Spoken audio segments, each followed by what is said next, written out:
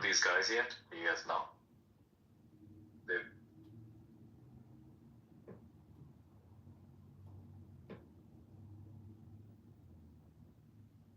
Yes.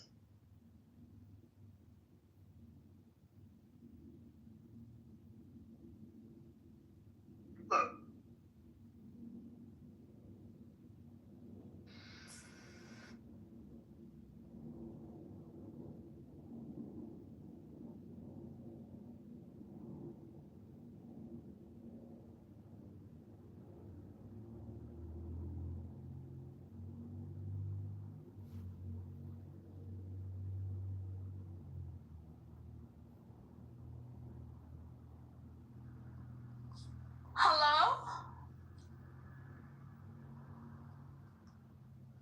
Hello. Yeah, I don't know what Yeah, hello? I'm here, Asa. I'm here. Yeah, I just went to watch a little video that Ayarios just sent me, and again, when I returned, everyone was on it. Anyway, this is horrible and frustrating. Yeah, I was trying to find his Clubhouse profile, but I don't have it, unfortunately. Have never spoken with any of the people who... Especially, it is unnerving, you know, when you hear people trying to justify this shit. hate me. None of them have spoken with people who... It's a tough day, and all my solidarity and thoughts to our Jewish friends of Australia and around the world. This is really tough. Thank you, I am. Did you read Daniel's PTR? It says over 24 hours, a Muslim killed 3 Americans in Syria. 5 Muslims arrested for plotting a massacre at a Christmas market in Germany. A Paris concert cancelled due to Muslim violence.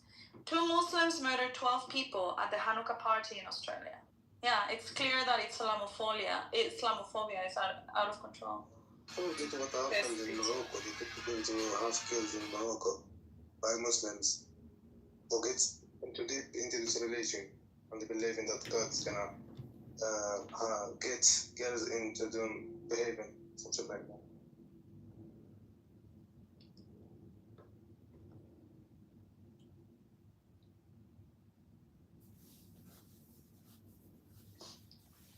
And yesterday I sent, and I don't know if it was yesterday or 2 days ago, I sent Daniel a video of this Israeli comedian. What's his name? Do you remember, Daniel? I'm not good with names, especially not with like... Sponder. Yeah, he's hilarious. And he is pointing out the irony, right, in saying, I mean, when the Muslims say, oh yeah, because Israel is a colonizing power, and he's like, well, have you seen my country? You need to zoom in 17 times in order to find my country in a map. And not only that, but you cannot even fit the name Israel on the map. It's like, and you are saying that they are the colonizers when you see the whole Muslim world that have what, 56 or so? Yeah, you can write Saudi Arabia with Saudi Arabia, you can write with double spacing, and you still have enough room. And I said, what do you? Of course, Saudi Arabia. What? Saudi Arabia? Well, maybe in 5 years. Yeah. But you know, Ethan, just to be fair, it's not the size of the territory that binds the vigor and the forcification, but it's the actions. And you look, starting in 7th century on, Islam had been very open about how it wants to conquer the whole world, and it's been pretty forceful about it, militarily, physically, expanding its territory, expanding its influence and stuff. So I don't think that it's even a conversation of it. Yeah, Juhadis was also saying before in the chat, for the Muslim, from the river to the sea, it just means from the Atlantic to the Pacific. Like these people are going for the whole world. And you're right, Andre. But the thing is that we want to say, oh, that's not really what they mean, you know? Like, you're taking things out of context.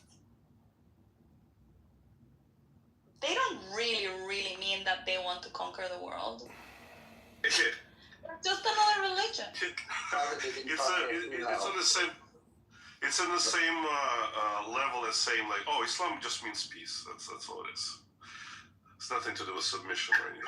Right, No, it's like it will jihad turn is you into only a pieces. struggle. Huh? Sorry, Yeah, well, it means it'll turn you into pieces. That's not the right piece word we they meant.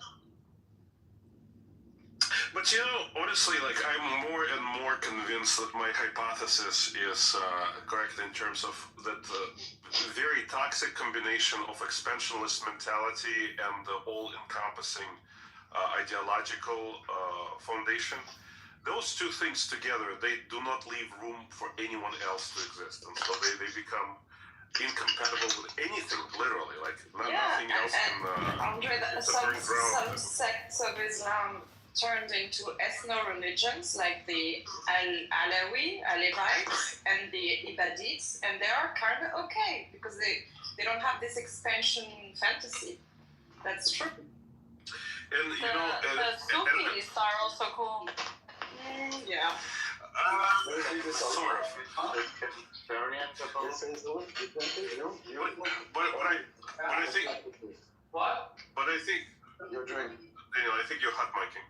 Yeah, But I think also why I'm more and more convinced with my hypothesis is because that type of proposition can be applied to other ideologies outside of Islam. So, for example, with communism, right, or fascism, it's all encompassing. It's expansionist, and it basically takes over all of the aspects of life, including like social engineering, political, everything. That's not even like expansion through good ways, It's not even expansion through knowledge and, not forced conversions. It's expansion with war only. Well, expansionism by itself is not necessarily. It doesn't necessarily become toxic. Like Christianity is also expansionist, but it allows the separation of like Caesar to like Caesar's to Caesar, and like spiritual to whatever, like your priest or your community and stuff. So it allows that separation in that, but it allows it to coexist with others. But when those two things are together, working in unison, then it's game over, basically. And the thing is that these ideologies are totalitarian inherently because they only work if everyone is. It doesn't work if one person doesn't adhere to it.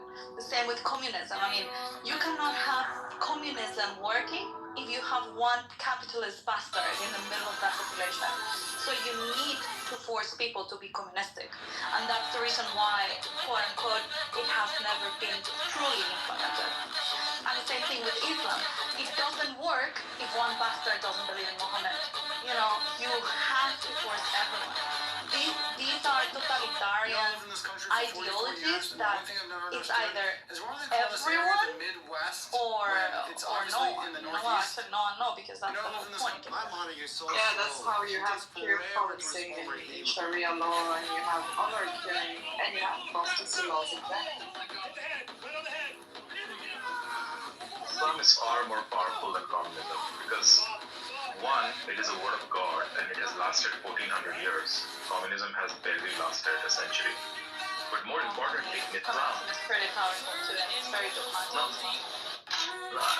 In Islam, a Muslim's child will become a Muslim and start getting to the age of 5. In communism, you might get educated and you might dislike communism once you grow up to be 18. With Islam, it's impossible.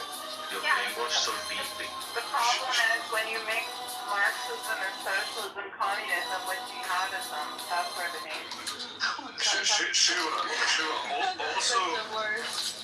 Also as being the victim of whatever socialist regime, I have to tell you that they are very, very good. In fact, a lot of tactics that we see in the Middle East with those jihadist organizations are learned from Soviets, because Soviets became masters of propaganda and the brainwashing. So the same thing with the Chinese government. They start in fucking kindergarten.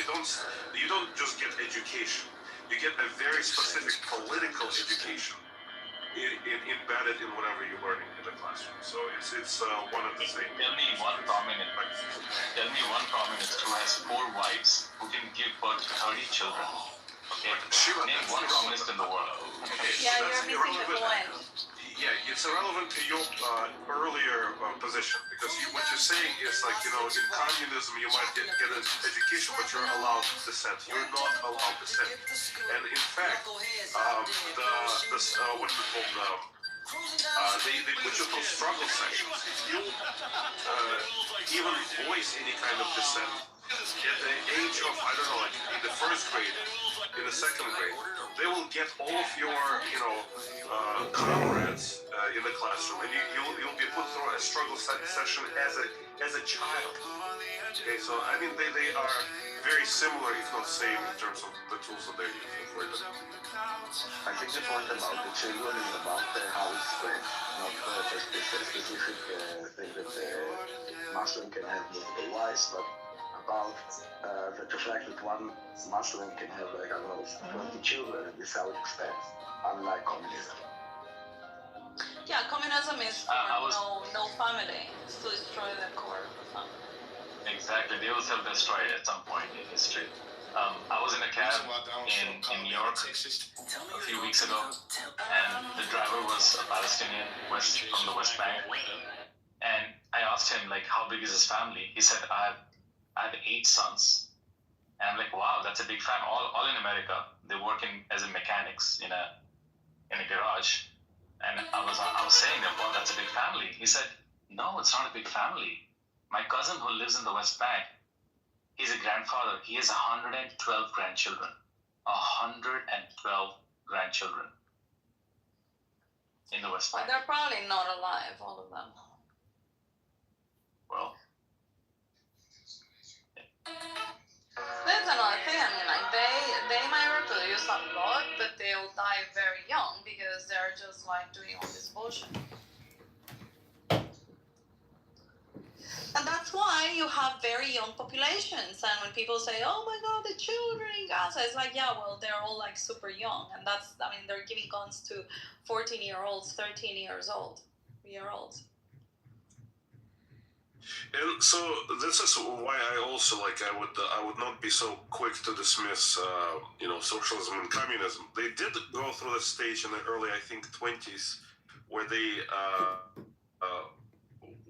were trying to destroy the family as a unit because they saw it as something that would distract from the communist future. But they very quickly learned that the society is going to collapse into itself. So when Stalin came to power, he became extremely conservative about family values. And there was even a whole program, like a state program, that would give medals and special financial aid to women who had more, I think, than 4 children. It was called the Heroic Mother. Very similar, by the way, to what Nazis were doing. I think Nazis actually kind of adapted a technique from them. Look how many Chinese we have in America, right? Chinese students. Right? Are they blowing themselves up? They're all coming from a communist country. All the Russians who come to the US, they might be pro-Russia. They might be anti-Ukraine. But are they blowing themselves up on the streets of America? Yeah, nobody is saying that one is a mirror of the other. It's in principle, just like the manipulation and the propaganda tactics. Nobody is saying that I get it. that Islam is a mirror of communism. But the methods they use in order to manipulate the minds of people is very similar. I get it. My point is Islam is 10,000 times more dangerous than communism. They're both dangerous. And you know why? Because Islam, you can recognize it. Liberalism and communism, not so much. I mean, people do a lot of things under communism or socialism, but because socialism is just like a lesser degree, right, than communism. But people do a lot of things in the name of the great on the collective good. And so it is very disguised. A lot of people don't even know that they're supporting socialist ideas, but they are. Everyone that supports public education, public healthcare, tax collection, all of these are the path to socialism, the path to communism.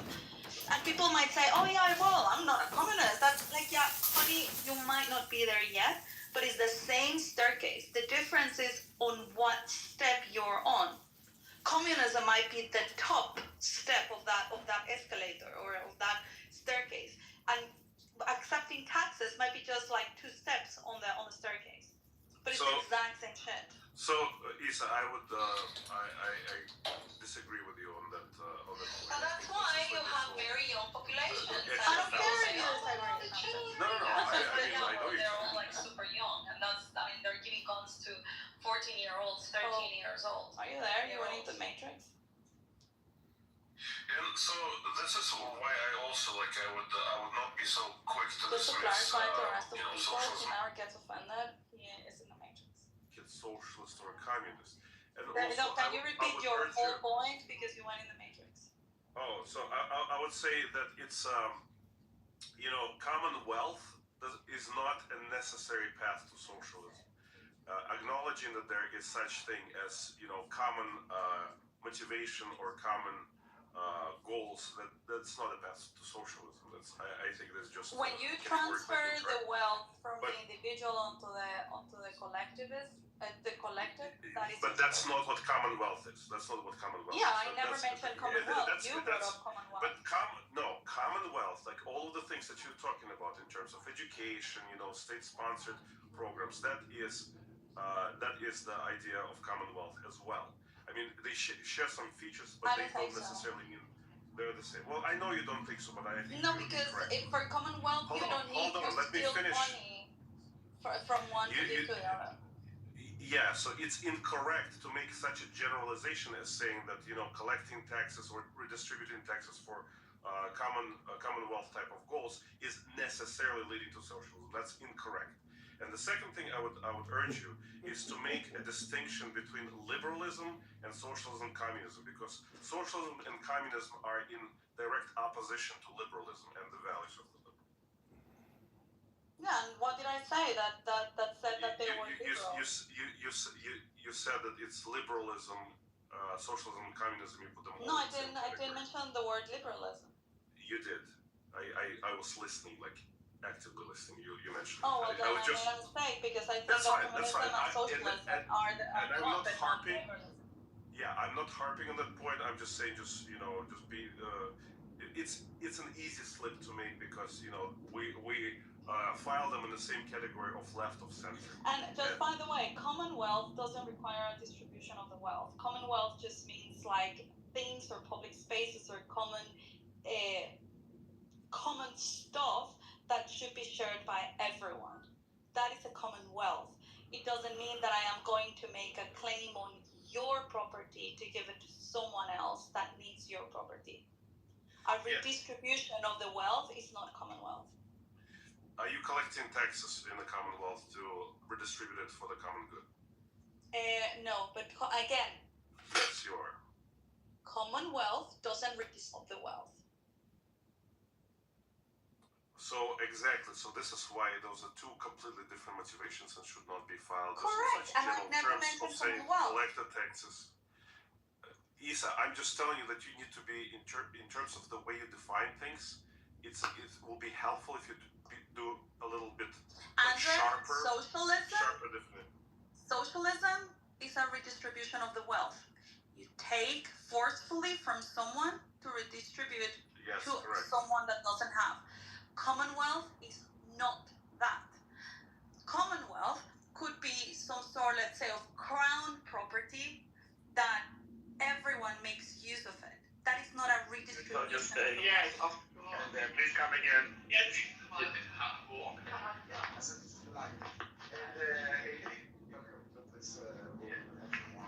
Yes, Daniel, we agree with you. I wanted to come on for a second, if I could. Hi, Hi, guys. I've spent the morning, I can't even begin to tell you what is going on now because it's the first night of Hanukkah here. And there's, very large public displays where we have menorahs in public places, and we have community leaders that light them, and beautiful programs. I mean, we do this every year, and I mean, there's one almost every night. So it's just been, as well as people that are having them in restaurants or in private homes that are whacking out and incredibly nervous. So again, I live in a state that's a gun-friendly state, and people have learned to shoot, and we have shooting classes, and we've helped people get self-protection, but not all the states in the U.S. are this way. And clearly, to my Canadian friends who I really worry about, and BB, I don't know if he's on or not right now, and Rena, I mean, very, very concerned.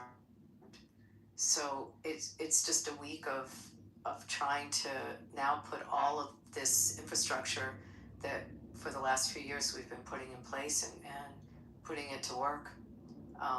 But you have to be very diligent and very aware. Luckily, a lot of the local police departments have been exceptional, as well as the counterterrorism units that are part of FBI and fusion centers. If you saw what happened in Rhode Island, the fusion center there kicked in right away and got involved in it.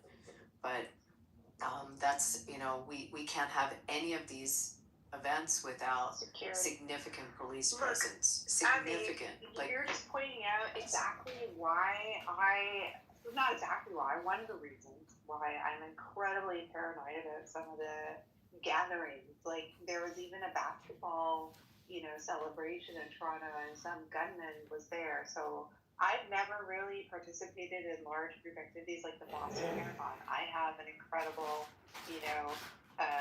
mass shooting, Ariana Grande kind of paranoia. So, but what's happening in Toronto is they're going to be having a Hanukkah demonstration in a Jewish area where there have been Palestinians walking around with Nazi signs calling Jews Nazis, like calling for their genocide without police enforcement whatsoever. So we're in Canada where they recognize the Palestinian state before the terms actually came to bear, before hostages were released. So all the terms that the government said the Palestinian Authority had to adhere to were, and then they started raising Palestinian flags in Toronto. And now there's going to be another celebration of Hanukkah in the Jewish area where there are still protesters doing counter demonstrations, not against Israel, but against Jews. So I appreciate you coming on stage and mentioning Canada, but this is like an ongoing issue in the Commonwealth, speaking of Commonwealth, in the UK, in Australia, in Canada, because all those dumb motherfuckers are supporting, this leftist jihadist narrative that these are the governments in charge, the ones that have been indoctrinated since the 90s to support this sort of Marxist jihadist agenda. So that's what we're dealing with. America, you guys are safe for now, but I'm very concerned about what's going to happen. They're not that safe. They're not that safe. They're hold on. So like, I hear this, and I hear this from your group, and it pisses me off. Like, you shouldn't be feared. They're not safe in America. Fuck, there was a guy who fucking basically mall walkers that were Jewish got sprayed down and lit on fire. So like, that shit is going on in America as well whenever Jewish people gather. My argument is that you've taken the nice approach. You tried to be humane. You tried to be passive. You tried to pacify all the critiques and criticisms. And you face a more verbal onslaught. You face a more direct attack. And then you have like Muslim leaders going, oh, we condemn the attack. But then tomorrow they're going to go right back to the rhetoric of anti-Semitism, targeting, anyone from Israel, everyone with an Israeli descent is, Nazi or whatever fucking bullshit they're going to say. Stop being passive. Stop being that. Let your warriors off. Let the men who want to fucking support you. 1,000%. Let them go out there and take the souls from their body, let them go meet whatever fucking sky daddy they pray to, and end their bloodline and say, here you go. You want to target us? Here's what we do. And you may not, you may not like that approach, but you've been trying it your way and losing for, I don't know, 75 years. Like, trust me.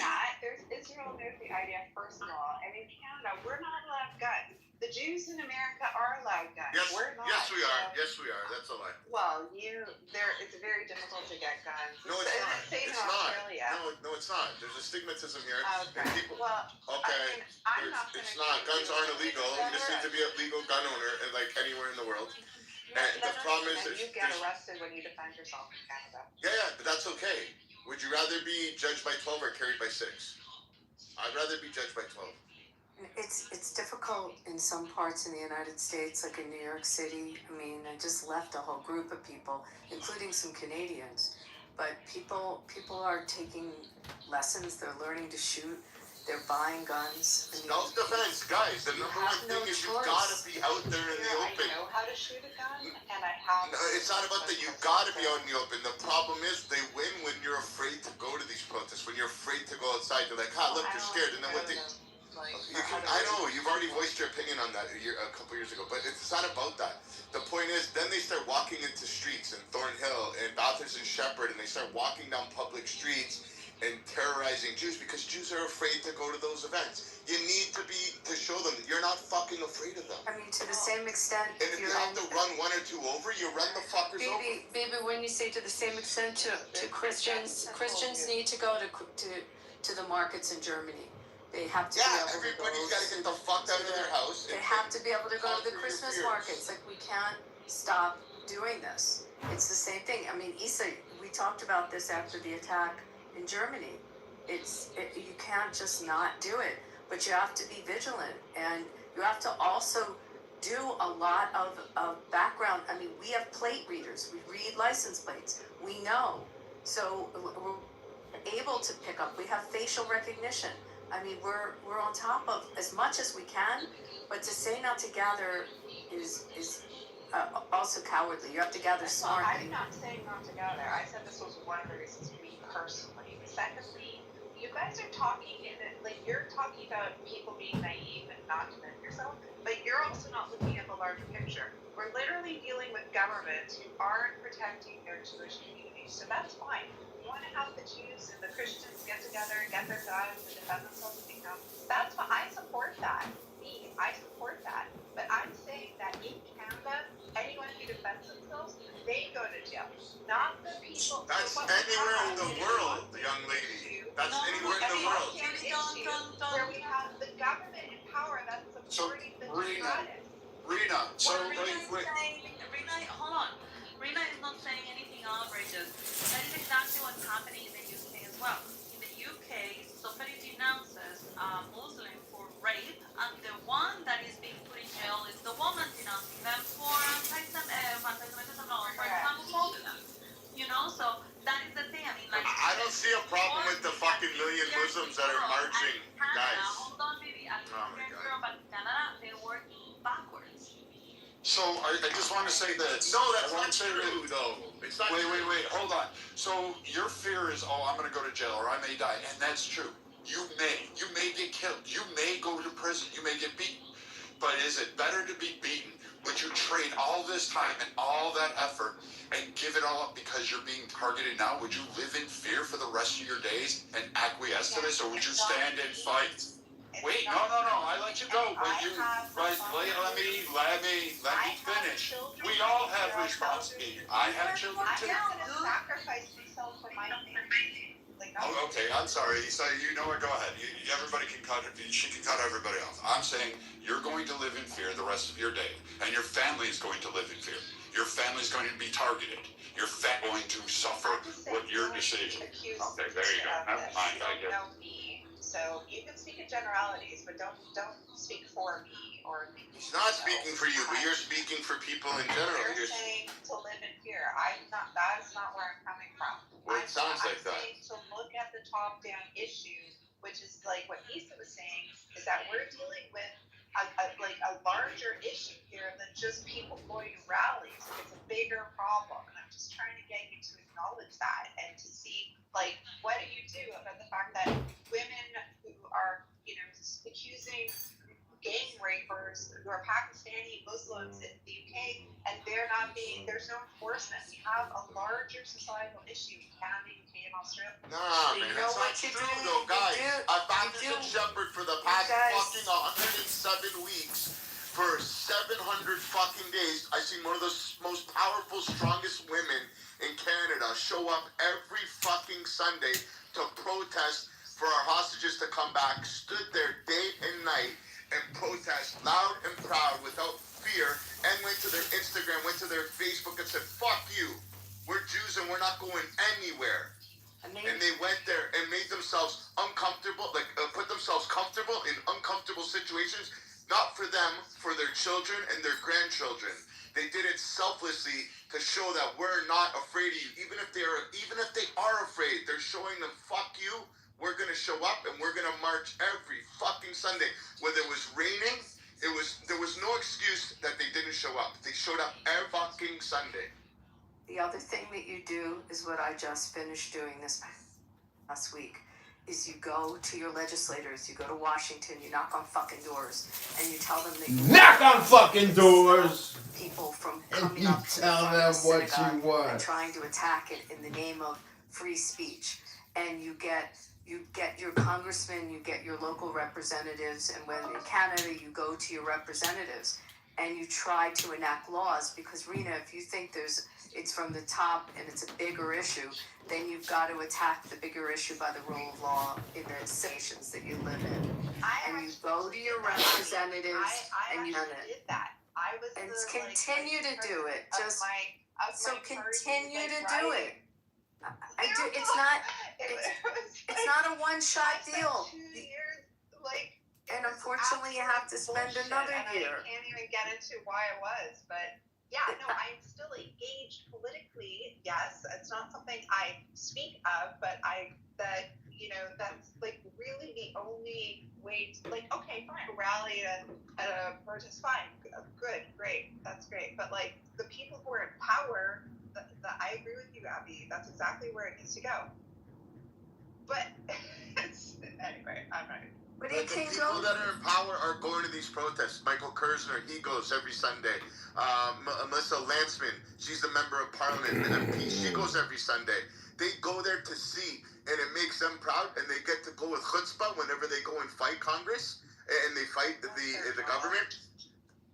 What? That's their job to go. So what? You know how many fucking politicians don't do their job, but now they see that there's people that they have to fight for that are putting them to account and holding them to accountability, and they're like, look, if we're fighting, you need to fight even harder for us, and they're proud to fight for them because they see. I don't know, if you're so scared, just move to Israel. I don't know, if you're so scared. I'm not talking about my fear. So, just move to Israel then. I don't understand. But you are talking about your fear. You are. Just go. I'm saying that I do not go to that. He left because he kept getting cut That off. was just one of them. I already texted him again to come back. But... Me personally, I'm not gonna let these people scare me ever. Never have, never will. Even before today, none of this shit's new. This is not new news what these people do, okay? Terrorist attacks is not a new thing. We already know this already. So, it's either you're scared, you live in fear the rest of your life, which that's what they want, that's exactly what terrorism is, or you don't live with fear, because life is too short to live with fear, and too sweet to live with fear, so I would never. Doesn't matter if I have a gun or not to protect myself. But there's always solutions for everything, so can't sit here and cry about it, because that's not going to do anything. I don't know if you're talking about something. Oh yeah, you were? No, sounded like you were. No, Did anyone say in the room? I talked to Rowan last night, right after I heard this. He was in Melbourne. He's fine. He's trying to reach everyone.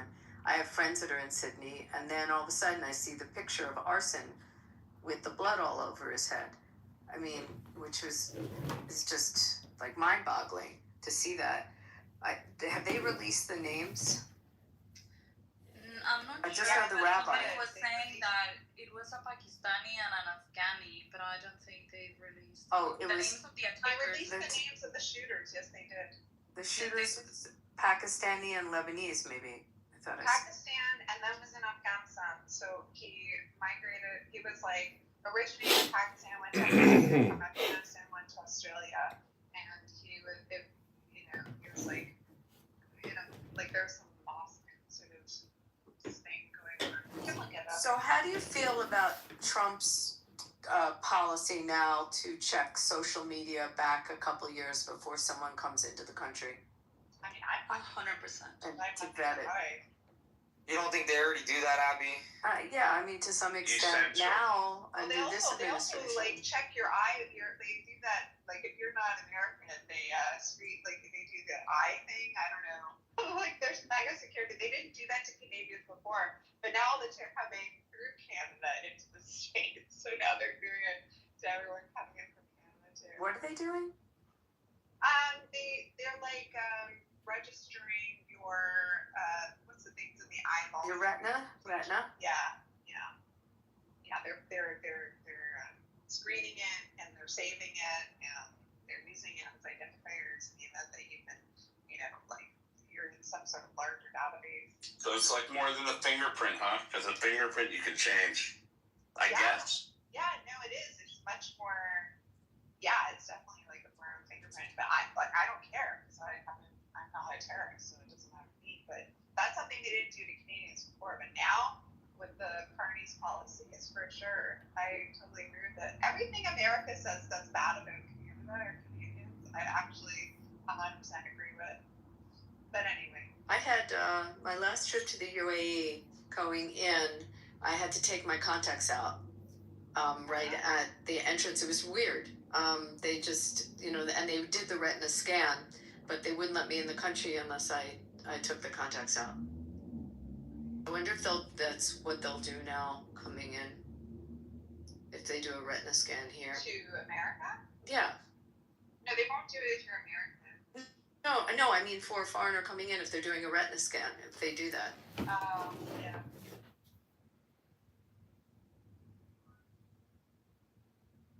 I wonder how soon what we are seeing is these ICE raids. I wonder how soon that's going to start in Australia or anywhere in Europe. Never.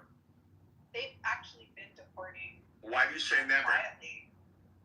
They have been deporting people quietly from Australia, from Europe, and from Canada, just very quietly because of the amount of political, because the population are not happy with that idea, so it's not as been publicized. But if you were to Google it, you will see that there has been a lot of deportations already.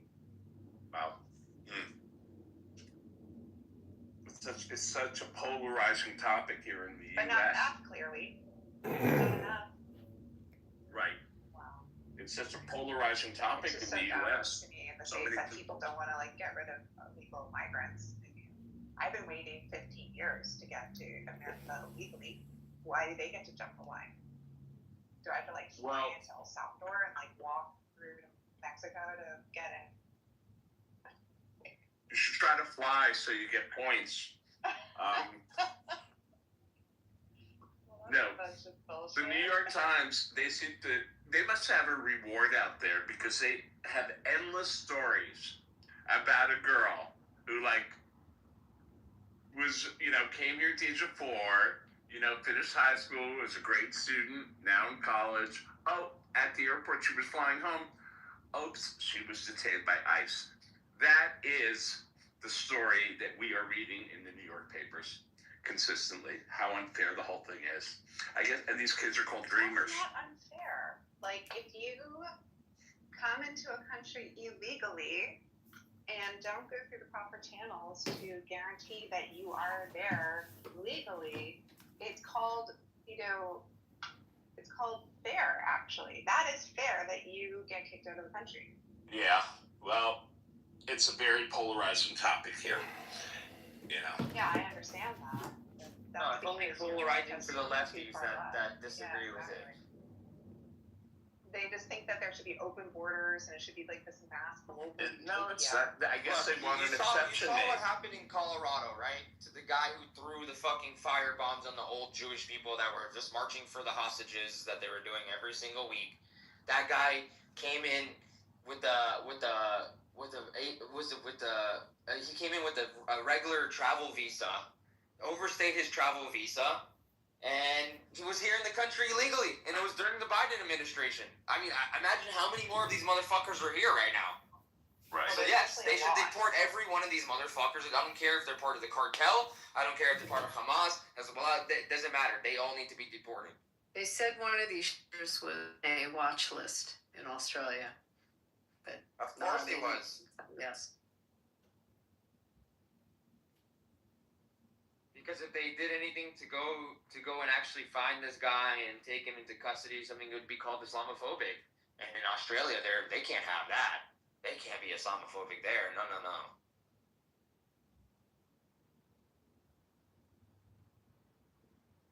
Well, that's mostly the urban centers that are full of the left biologicals, like Canada, like the States. But the rural areas, they're actually very nationalistic, Christian. City centers like Sydney and Melbourne that are constantly on the street.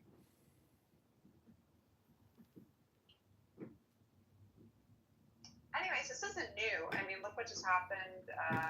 When was it? The holiday in the UK. Like, all the jihadists are using Jewish holidays to. They're like, ooh, great! They're all in one place. Yeah, but the thing is, it's not new. Like, from when I was a little kid, I mean. I remember seeing police at my synagogue, for Yom Kippur and all the high holidays, like, all the time. So I just don't understand. And it was even before then also. So, I mean, I just don't understand where the mentality, especially after what's happened in the last couple of years and all the fucking anti-Semitic shit that goes around the internet and all this vile shit that people put in their heads and they've brainwashed the world with. They just think it's okay to just go to, and I saw some videos of some people just, inside of the celebration there on the beach, and it was a lot of people, and it was people with their kids, family. There. It is a Jewish area, actually. And so it's just a lot scary. Of event shit that happens there. But you know what?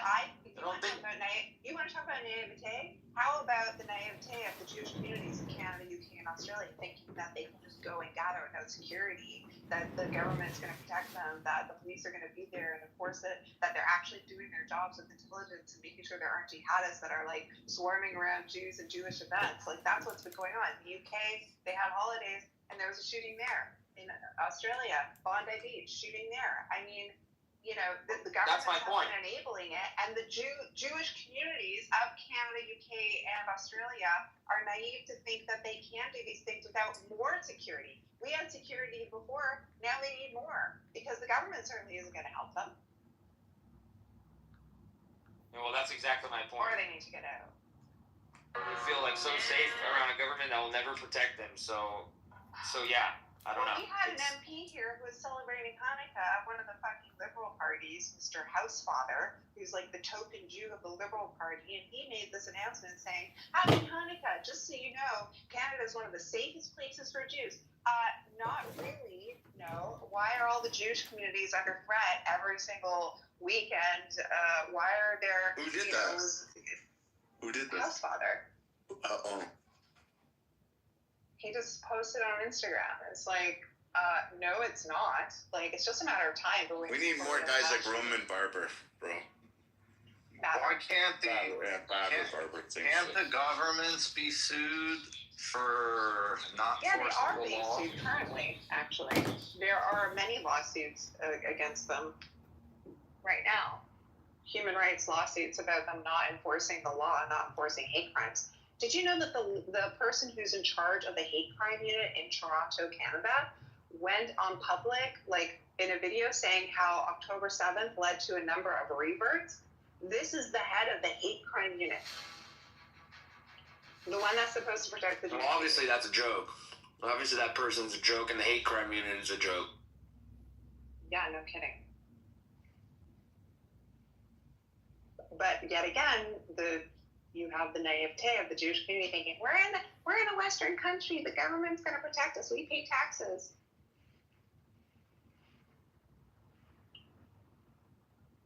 Look, you're right, Rena, but there's a reason why, every synagogue, to fully defend, make it secure, could end up spending the money. Let me finish my sentence. The cost is $300,000. Doesn't matter. Government gives out a grant right now for $195,000 to every single synagogue that applies.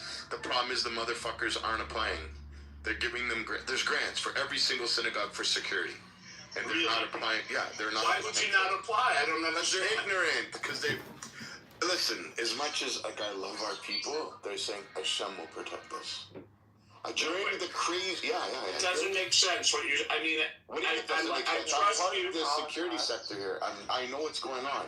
There some people that are taking the money, and then they're getting security companies, and then there's good Jewish, ex-IDF soldiers that run good security companies here. They refuse to use them, and they're using the brown guys that are charging $18 an hour, and they're using them, and they don't do shit. And the people that actually know what they're doing, they don't want to use them because they're like, it's too much money. But you're fucking getting the money free from the government to pay for it, and they're not. How do they actually give the grants? No, they give the grants. I helped a couple of schools get it.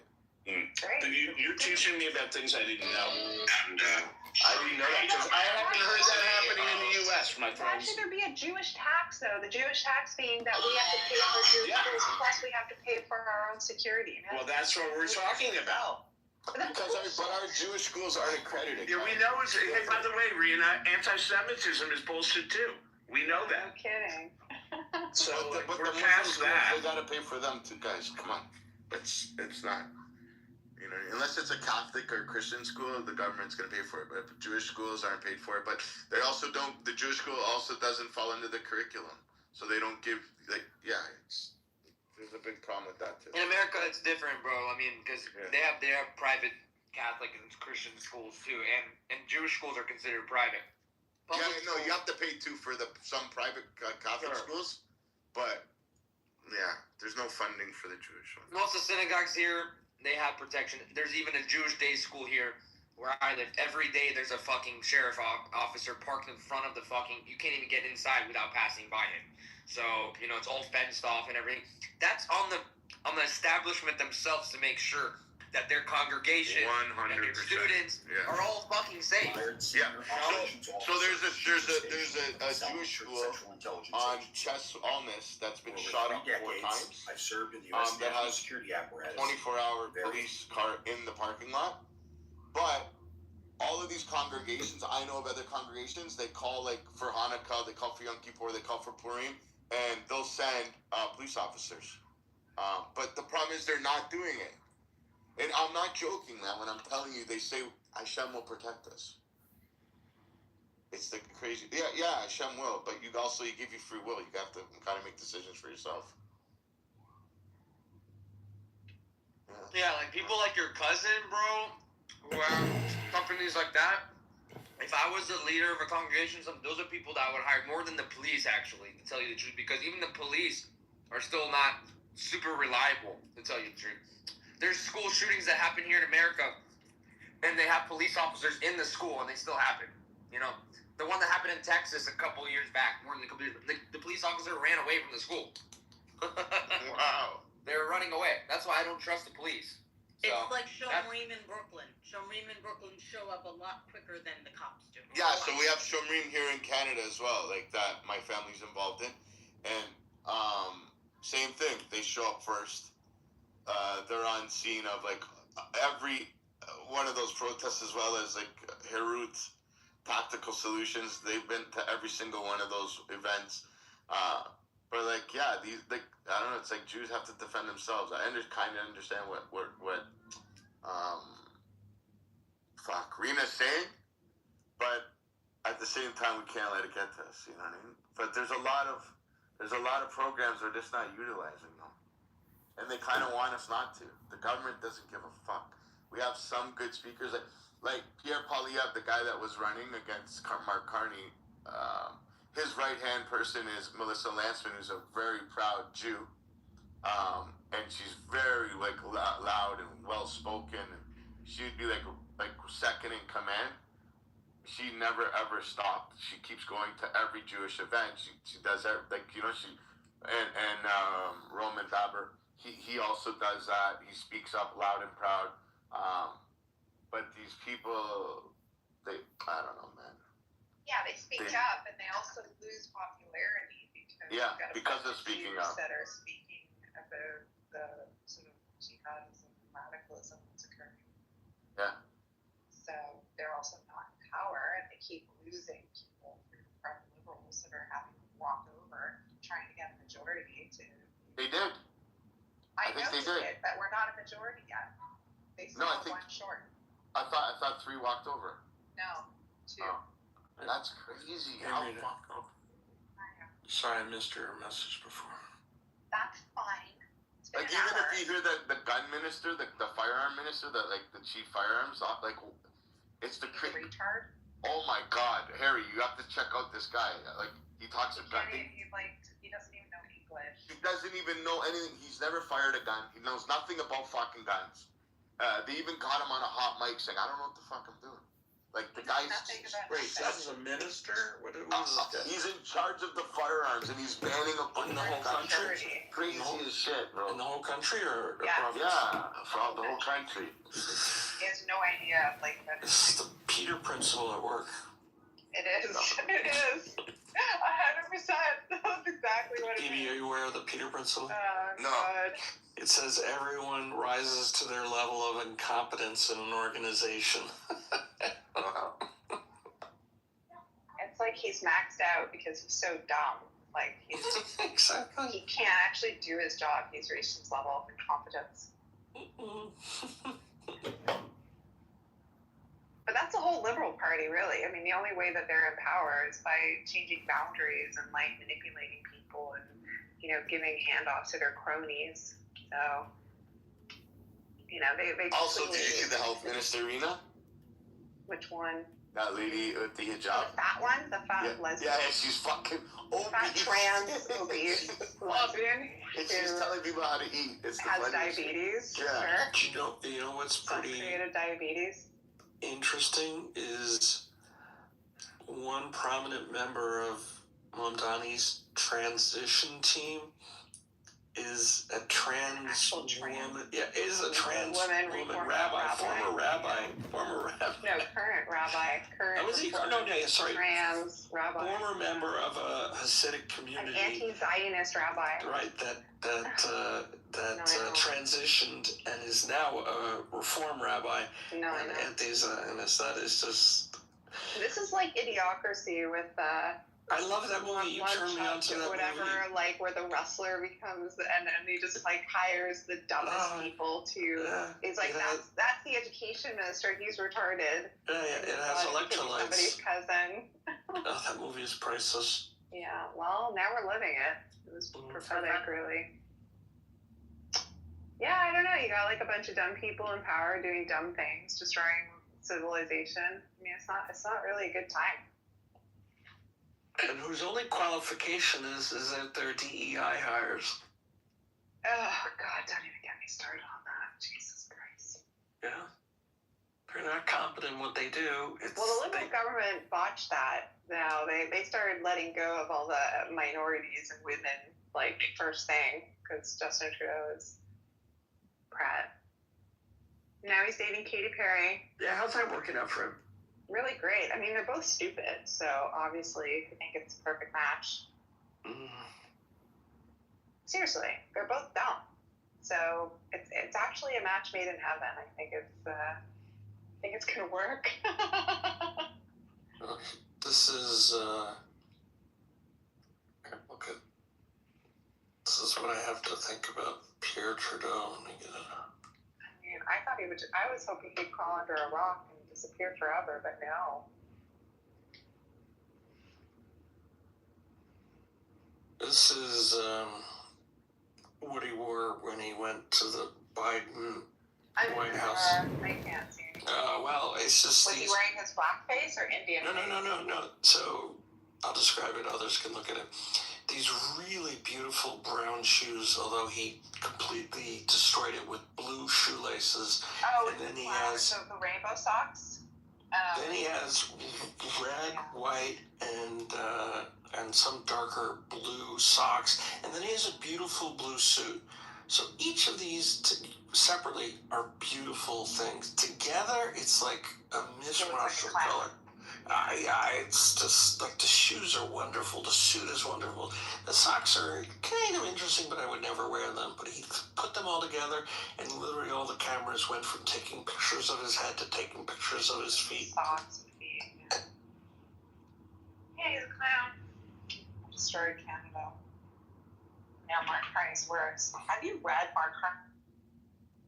I've read the prologue. You should take a look at that because he's actually dangerous. He's like a Hitler in the making. That's scary. He's really dangerous if you listen to some of his rhetoric. I don't know how he's managed to get into positions of power such as he has because the guy's insane.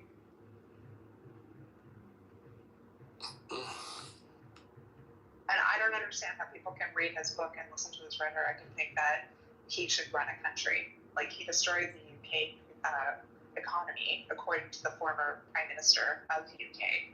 Wait, how did he go from UK to Canada? Does that work in the Commonwealth? He was born in Canada, and then he was working as the chief of the UK Bank of England, and he, according to the Prime Minister, destroyed the economy there.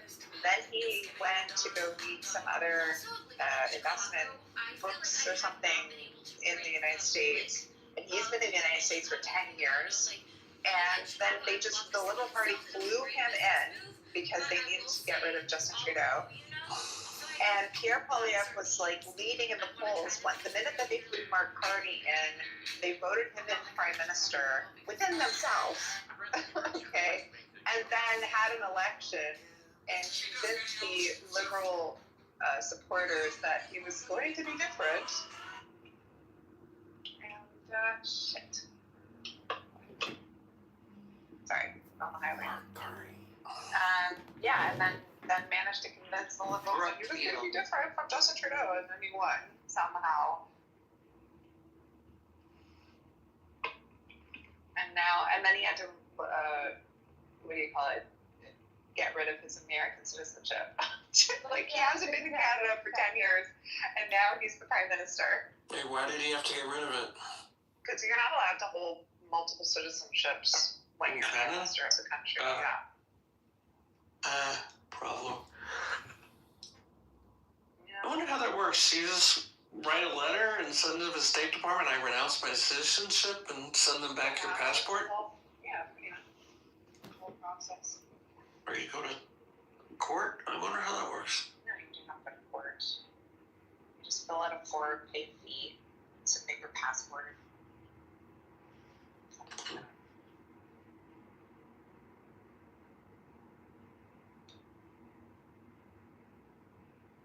Brookfield.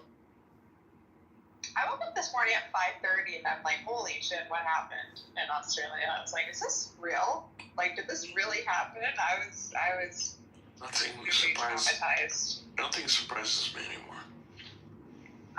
That's a normalization I was there with my daughter, so yeah, it's a bit shocking because when I went there, it was so peaceful. I can't tell you how lovely Bondi Beach is, and the idea that there was a shooting on that beach is unfathomable to me still. Like, I'm so Isn't that the A+ beach to go to? Like, if you said if you said to a travel agent, I want to go to Australia and go to a beach and like just hang out on the beach, wouldn't they like book a place and they would say go to Bondi Beach or Bondi Beach, however you pronounce it? Bondi.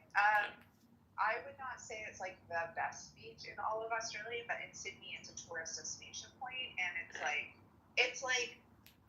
how do I describe it? What are the Hamptons for you? Like, it's just like, it's a very high end tourist destination point, very popular, So I thought, yeah. and also lots of Jews in the area. There's a lot of Jews. So it's beautiful, and a lot of people hang out there. I guess it's like a Central Park kind of thing, like, you know, Upper West Side kind of thing, but like off a beach. The beach is not that swimmable, but it's just, again, it's just a very popular place. It's in the city, so you can take a bus there. It's convenient. And lots of people hang out there. I mean, and a bunch of hippies. They hang out there like every Saturday or Sunday, and they're doing like drumming circles. It is a very peaceful place. There's never any violence. Australia in general is usually like people are very chill, and they're not used to the international kind of like world. They're very isolated there. They're very, but it's definitely going to shift things. I hope, and I hope it gets the Liberal Party of power. I mean, the Liberal Party there is the Conservative Party, so I hope it gets, I think, Labour out of power and gets a more conservative government. But let's see what happens to New York, right? I mean, Mondami is not exactly a Jew supporter. I mean, what happens when you elect a jihadist for the biggest Jewish community in the United States, and he then hires all of his jihadist Marxist cronies into positions of power? What do you think is going to happen in New York?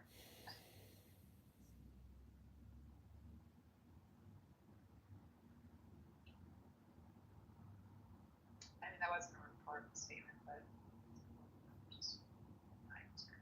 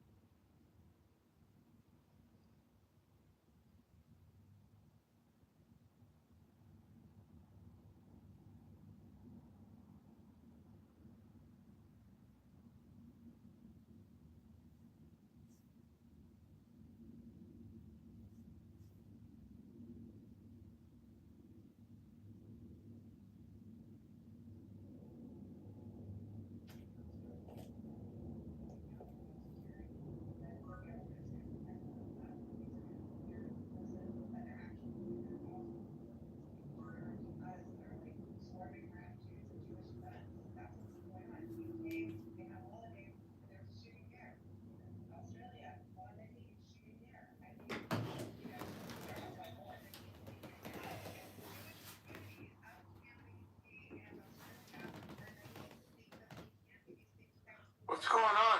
Alpha, what's going on, buddy? Aleph Alpha, how are you? Oh, J-Lo. Hi. Jihadi. Hi, Danny. Hiya.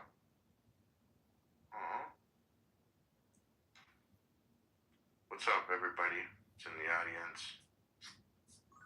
Should we change the title of the room? Get it pumping in here? What's up, Danny? I need to leave it for them. What? You're the leader? You should leave. Hey, Danny, sorry for your loss. Mm-hmm. What happened, J-Lo?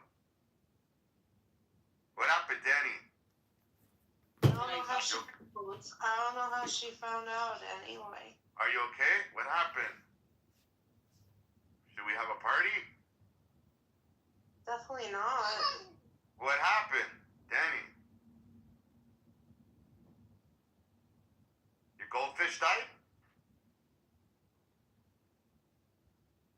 Fuck, I don't want to beg. What happened? Danny. She left. What happened, J-Lo?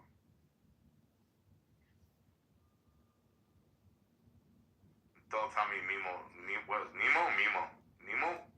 died? No, she lost somebody in her family. She did? Yeah. so sorry.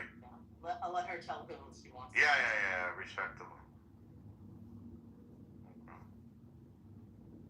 Okay, so Was it a pet or a human? are born this way, right? And Muslims don't have to assimilate to American culture when they come here. Asking them to do so would be Islamophobic, right? So they're not. Guantanamera. My name is Julie Nisha. So I woke up this morning reading about the shooting in Australia, reading about the school shooting at Wow, I still can't believe the news. And I woke up to a bunch of texts, but fucking idiots. Wonder what Amir's room's gonna be about today. Walking along El Manado Beach, California. Unique rock formations formed for years and years.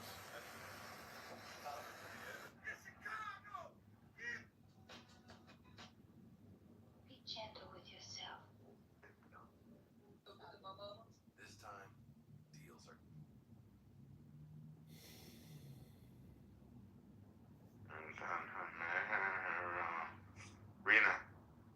Rena's back. Guess who's back? Stronger. Back again. I mean, Rena's back. Rena's back. the room just by talking. So. Is that what happened? Because I was like playing on, like I'm doing work on a computer, and I looked down.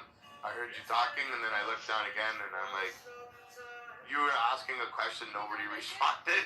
So I'm like, did everybody leave? If it isn't abundantly clear to Oh my god. Well, because I apparently can be very intense when you start speaking. You're in America, you should learn. Oh yeah, extremely I find that intense. really uncomfortable. Good. I mean, I'm not trying to. It's unsettling. Yeah. Exactly.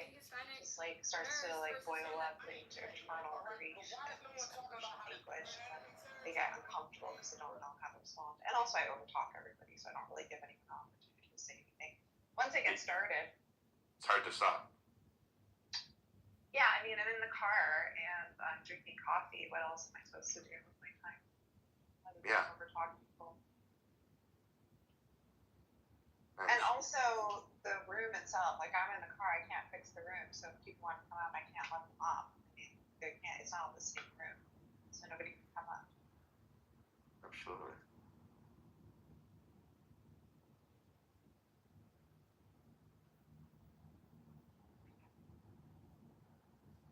You got what in your pants?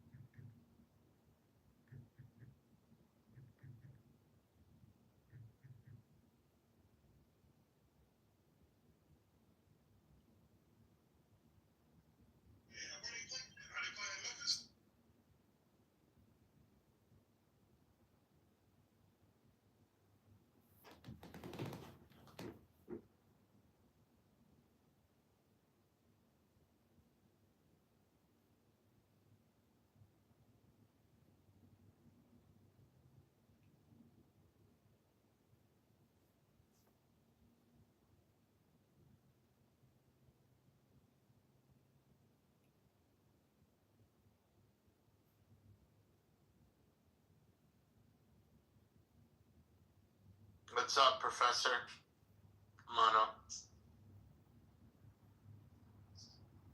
Hey, are you guys sleeping? I'm like, why is no one talking? No, we're doing 18 minutes of silence. Oh, I'm gonna join you guys in the silence. I'm sorry. No problem. Well, we're done. We're done. We're done. Do you want to talk about something? We're talking about dreams. What was your dream last night?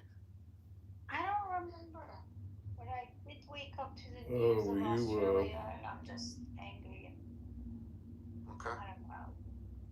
Poor words can describe how I feel. Absolutely. We record a book reading. It's just tired. This is tired. I'm just anticipating what Amir's room's gonna be like today, later. Amir. Nothing. They just have all these excuses. Do you still go into his room? Does he allow you in? Who, me? Yeah. Every day. Oh, he won't let me in. I haven't been in his room in like 6 months. No. I don't even go anymore. It's disgusting. What do you like? You're not gonna cut that dude of anything, you know? Like. No, it's not there to convince them. I'm hoping that I frustrate them enough that they. Go there? No, I'm hoping that I frustrate them enough that they have an aneurysm. No, they're just. No, I'm serious. That's what I'm hoping. They're like, no. But you know when they were? Let me tell you. I mean, let me see who's in the room. There was a time where Amir, he was losing his marbles. That was the 12 days of the war, Iran-Israel war. It's so funny, like, and it just shows that this is nothing to do about Israel or the land, and this has to do with Islam, you know, and their ideology. Because when they realized it was very close for IRGC to be like gone, you know, they couldn't take it. Bibi, he blocked me. Amir has never blocked me. He has always let me say whatever I want in his room, write whatever I want in his chat. I was blocked for maybe for a few days to a week. Once that war was over, he unblocked me. But I did get on his nerve, you know. Nice. But that was the time that I think that was the only time they were close to having an aneurysm. Gotta try every day. Every day. I love it. Give up. I love it. But this thing is just so sad. I'm so angry. I'm angry. Oh, I know. Everybody. I made a post on Facebook. I'm like, bring back Islamophobia. Not that the word exists, but people need to talk about this shit. Yeah.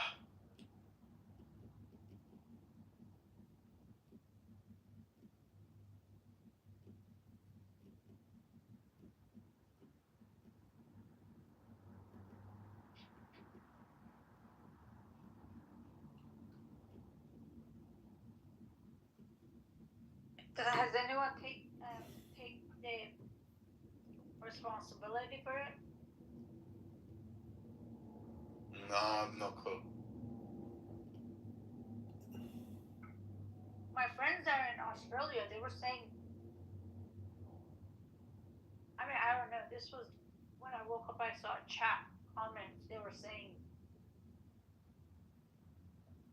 somehow someone was blaming it on IRGC, but I know they've already condemned it.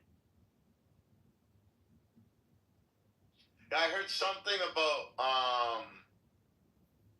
Israel. If Israel finds that IRGC was behind this any which way, that I don't know how true this is. What I heard, somebody talking about this in a room earlier, that Trump will give Israel the green light. But I don't know. Don't quote me on that. Well, if that's true, I think that would start like a war, like a real war.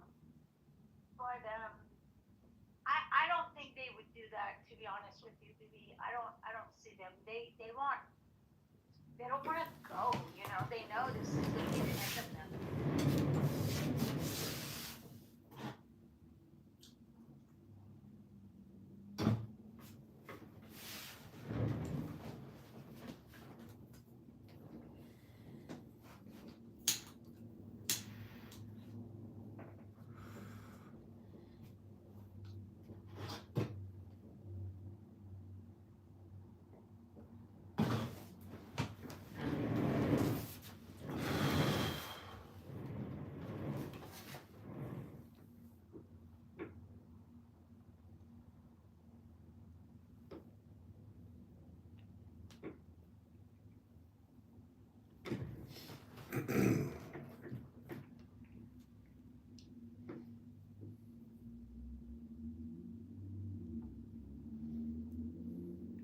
we lose them?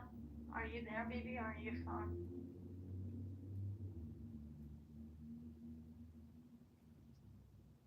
I'm back. Yeah. They changed the title. This is just disgusting stuff, you know. And this is an example of why Pepe's gone. I wanted him to hear this, but he's gone. But this is why you don't give Mike to fucking terrorists. What did I miss? Did I miss someone? 100%. We have to deplatform him. He was in the room. I wanted him to hear me, but I wish I had just started talking before he leaves. This is why you don't give fucking Mike to terrorists and mock and joke. There are certain things you can't fucking joke. They first have to become history, you know? Then you can joke about anti-Semitism. When we're dealing with this shit, I mean, I say we, I mean, in the world, we're seeing it. I'm not a Jewish person. I shouldn't include myself. But when we're witnessing all this anti-Semitism, all this killing, all this terrorism, when we see this, when we're witnessing these things, there is nothing funny about it. You can't make jokes about it. You can't bring these terrorists on stages. You can't do that. Beaver's there. I hope he's hearing me. This is why this is so dangerous. This is why it's so important for people to understand. Like, it's not that Jewish people are playing wolf. This is their fucking reality. This is the reality they're living. This is disgusting. This is disgusting. People have to understand this. Right. What they do, ironically, is when they do this, they prove the need for a Jewish state. They prove the need for a safe place for Jews. So what they do with this is they set back the Palestinian cause. But it's a nihilistic approach. They just don't give a fuck. It's someone else's problem. You know, we're not going to build civilian bomb shelters. It's someone else's problem. We're going to start a war. A lot of civilian casualties, not our problem. We're going to, terrorize Jews around the world and thereby increase Aliyah, increase population of Israel, show the world why Israel's necessary. They're not, they're not playing checkers or chess. It's a very brutal approach. That's it. In my mind, just October 7th showed why there can't be a separate country in Gaza, because there was one and it failed. And not only that, I think it shows not only does Israel need to exist, but if it needs to expand its territory for its safety, then that's necessary as well. Including, starting with buffer zones, obviously. Exactly. That's the biggest starting point. But listen, at any given time, let's not forget one obvious thing, okay? At any given time, a Palestinian Mandela could arise. Someone who could say, hey, we reject violence. That's not the way. Let's coexist. Let's be the Gandhi. Let's, and fuck it. I know I'm picking an exaggerated position, but there's nothing has arisen. No other group. It's not possible, Randy. It's never gonna happen because it's a fucking ideology. Look at IRGC right now. They can't make peace with the West to stay in power. Just look at them, Randy. They're scrambling. They can't fucking stop making weapons and stop saying death to America and death to Israel. That's all they gotta do to stay in power. They're gonna go because of this ideology. You can't stop an ideology, Randy. And they can't. This is so weird. This is just so weird. They choose violence. They choose killing people. They take so look, as someone who was born in Islam, I'll tell you this. They teach you, they plant it in your brain that you can never leave this religion. Yes, the book says if you leave Islam, we're gonna kill you, right? They don't scare you like that. They basically tell you, like, you're in blood, you're Muslim, whether you leave Islam or not, people are gonna look at you bad. this, that, everybody wants to destroy you. We've always been victim from the time and time and time, blah, blah, blah, blah, blah. They planted in your head. This is why we have, what do we have? 1.8 billion Muslims in the world? 1.5 of that billion Muslims in the world, they don't even know what Islam is. They've never read the book. They never pray. People, this is time for people to stop associating with Islam. If you don't believe in these terror attacks, which is straight from the Quran, from the book, people need to just say, I'm not Muslim. This is not, they need to fucking figure this out, you know, and I think it's time to stop not talking about this. This is enough. I don't understand when is this gonna stop? Well, coming from that culture, so is the solution to isolate Islam and not integrate with them or allow them in? I honestly think there needs to be a real talk. There needs to be, I don't care. If you're the Muslim, we have a Farsi saying about this. I'm saying it. I'm comfortable saying whatever I want as a born and raised Muslim. You guys can't, I understand it, but we have a saying. We say, I shit in this Islam and that Islam that you claim this is not that one. It's like, if this is not your Islam, you gotta fucking change its name. Call it Islam 2.0. I don't care. But the version of the terror that we see, all the extreme that we see, that's the real Islam. I need people to fucking understand this. So if you don't believe in the book, if you don't believe in the book, if you don't believe in the religion, I don't fucking care. You gotta call it something else. So you're saying a peaceful Muslim is Islam. Because Islam is extreme. And that's, Islam is a cult. Look, when you leave Islam and you're terrified of saying it, maybe 10 years, 15 years, I wasn't Muslim anymore. I was scared of saying it. When people are scared of saying they're not Muslim, that's not a fucking religion. That's a cult. That needs to be banned. Ban Islam. I always say it. I say ban this shit. Like, what is this? And people get mad. It's like, my mom's Muslim. Does she believe in any of this? She doesn't even believe men can have 4 wives. So you're not a fucking Muslim. Stop calling yourself a Muslim. She doesn't believe in any of this shit. She doesn't believe to kill people. Like, she doesn't believe. It's just like, no, you're not Muslim. Stop calling yourself, because they're validating. You know, they're by associating to this religion, they're allowing all these terrorism. They're allowing it. This is insane. You know, I hadn't heard it as well explained as you just did. You know, you blew my mind. Honestly, you're saying, what, that like that you're saying 80% of the people who identify as Muslim, only 20% practice the practice of Islam? Randy, I don't know. Randy, the extremists, you know, the ones they call them extremists? Like the person, whoever made this. Well, in Judaism, we call them Orthodox. So there must be a term, a more polite term than extremists. But what do you call them? No, because in Judaism, your religion, listen, I'm not going to say your religion, my religion. Judaism doesn't have this ideology that you have to convert everyone to Judaism or you kill them. You have to understand, Quran, Islam, your job as a Muslim is, if you want to go to heaven, you are supposed to convert people all the time, and people who don't convert, you're supposed to kill them. You're not supposed to coexist with them.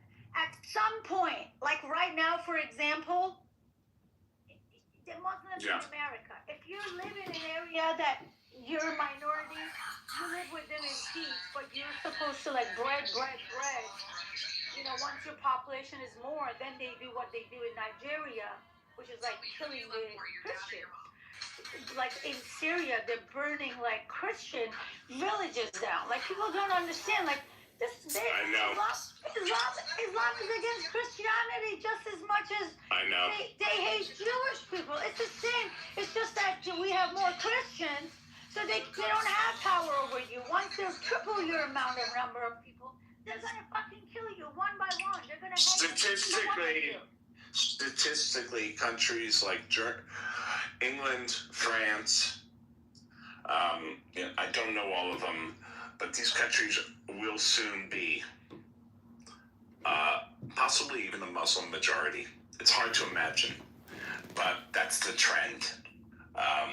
It's an invasion by immigration. Yeah, people don't realize it. It's frankly, I asked before. I think it's too late. It would take, at this point, there's no legal way to solve the Islamification of Europe. It seems to me. There is, Randy. There is, and it's by literally what some of the countries in Europe have started doing.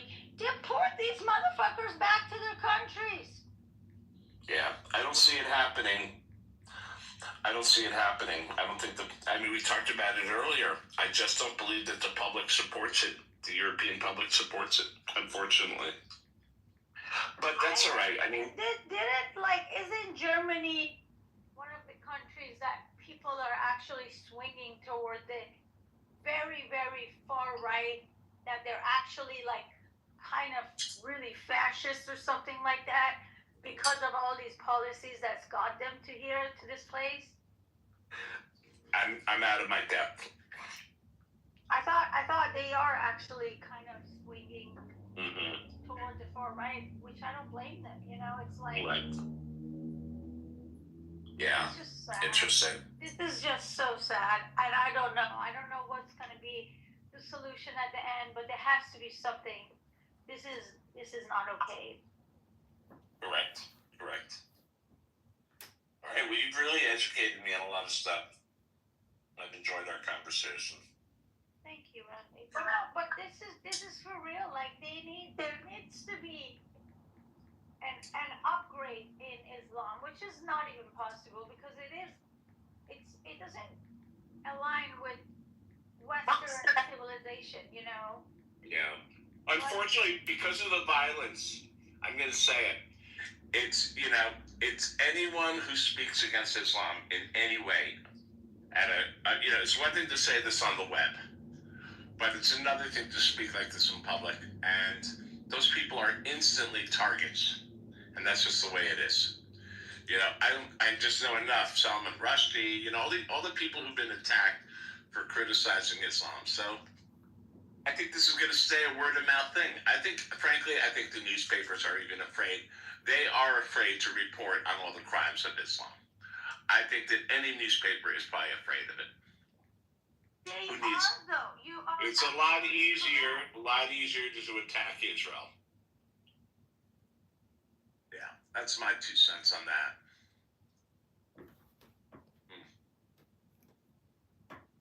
Anyway.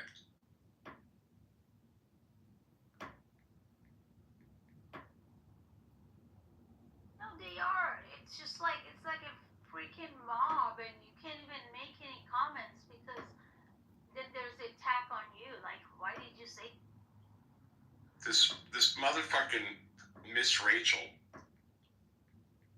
Someday they're gonna find out that she had been paid $1 million or $2 by Qatar or someone. I never saw such a virulent anti-Israel basher. Do you know who I'm talking about, Miss Rachel? No, is it on Instagram?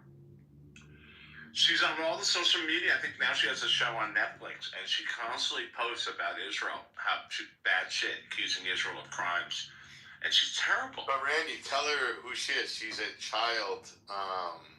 It's a child show. Yeah, it's a child show. So she's brainwashing millions of young kids and their families to hate Israel. It's insane. It's your worst nightmare. She's possibly the worst of the worst. Yeah. She's a fucking nobody. She's a no talent. She couldn't make it as a pop singer. I mean, she couldn't make it. Let me be clear. She's a failure. I'll say it, Miss Rachel. I'm coming for you. You know I know you, Rachel Griffith. Okay? You know you were in my office. You know your music is mediocre. So you reinvented yourself as a musician for kids. The lowest. I'm sorry. I should have hired you for my kid's birthday party. Made you want to give you a tip. But I did, whatever. I know who she is, and she's a phenomenon. I give it up. She's probably a multi-millionaire in her new format. But I wonder what kind of money she took to become such a virulent Jew hater. So, there you have it. My post on Miss Rachel. Thanks. I'm reading about her. I don't know her. I've never heard of her before. Yeah, well, she's the problem. Because she's two kids. We think we're still focusing on the college campuses, but guess what? They've already radicalized the kids in high school and now at the infant level. When I speak of the blessed one, you fool. We need to be, there's work to be done. You're a fool, because I believe in the nothing. And I'm not an atheist, I'm a theist, and theists believe in nothing. She's a very active poster. You're absolutely right. You pretend to believe in it, but you don't. You don't really believe in it. Otherwise, you would follow the book too. When I speak, it's amazing all the people that pass through your life. If you just hang in New York, just by being around. You started off with. I still remember when I first came to New York in early '90s. The hottest artist around, unsigned. Everyone was talking about Jeff Buckley. It was a bidding war, and he had some great music. Then he died tragically young, and this year there's a documentary about him. But just a lot of musicians. I still remember, what's her name, Lisa Loeb. Do people know who that is with the song "Stay"? Yeah, but how did we get out talking about music, right? You were gone. I'm sorry. We talked about Miss Rachel. I'm sorry. We were talking about Miss Rachel. Fuck that girl. Exactly. We just did a whole, you missed it. We did 10, 15 minutes on Miss Rachel. Worst capo ever. Dude, she's not Jewish. I mean, capos were Jewish. She was. No. I thought she was Jewish. Dude, if she's Jewish... She's Jewish. I better look this up. I met her. She is Jewish, and she is, that's why the whole community is so enraged as well. Not only is she a children's host, no, wait. Okay, Rachel. You know what? I think there's more than one person named Miss Rachel. I think there's more than one person. I happen to know her. Sophie at the Roby. She's Jewish. I really haven't found that confirmed yet. Miss Rachel. People in the audience because I'm driving. Yeah, I'd love to. No one has wanted to come up. I'm looking, hi, right now. I'm looking online. I don't see anything. She looks Christian to me, though. She doesn't look Jewish to me. No, it's not the looks. I don't know. There's no such thing. I mean, you know what? She can actually be Jewish. Here we go. I got one for you. Here's a data point for you. Yes, her whole upbringing, she was born in Maine, raised as a single mother, boom, boom, boom, attended school. Okay, first reference to religion is here. She met her husband at a Unitarian church in New York 2010. That's the first mention of religion in here. I never heard she was Jewish, and as I've said, you weren't here, but I actually met her. She pitched some music to me. I published a few of her songs. She was a pop artist she was like a Katy Perry type. You published some of her songs. You haven't published my songs, Randy. I'm teasing. Talk about mixing metaphors. She was a Katy Perry wannabe. That's what she was. Yeah, everything I'm telling you is 100% true. She was a Katy Perry wannabe and average, very mid, but she reinvented herself. It turns out the kids' market is a lot, it's a different world. And sometimes she's a superstar. I don't really know her content. I don't want, my daughter is too old for this. We were into other music when we were younger, when she was younger, but Miss Rachel seems to have she's huge. I can't say I know her music. So there you have it. Now you know the rest of the story. But I had I really believe she must be getting paid, and I'll say it again and again. Yeah. Someone must be paying her to be such a hater. No, I think this is the problem with artists, actually. Artists are inherently anti-Zionist. It's like, they're leftists. It's just part of the community. It's like what's happening in Hollywood. Seth Rogen's Jewish, and Drake is Jewish, and they're all like, support Palestine. It's just like the popular culture. Look, where you and I differ is that you always see it bleaker than I do, okay? I still see most artists as being pro-Israel. Realistic. You see it through rosy-colored glasses. Well, call me a cockeyed optimist. I do believe that most musicians and most artists do support Israel. Yes, Roger Fuckface and Pink Floyd. Yes, I'm not in denial. Okay, actually. It's okay. Most. I believe most artists. Listen, right now, David Ellison bought Paramount, and if I read correctly, he's not going to work with artists who are boycotting Israel. That means Paramount Studio will not work with actors who are. So I think, I prefer to see the positive. Yeah, that's fine. That's your prerogative. But my experience has been, I always ran into leftist, Marxist, leftist jihadist supporting, people in the art scene nonstop. And now I don't involve myself whatsoever in the art scene because it was so intolerable. I'm sorry about that. Yeah. It's not your fault. I know. I'm saying I'm sorry. Sometimes people say I'm sorry and it's not their fault.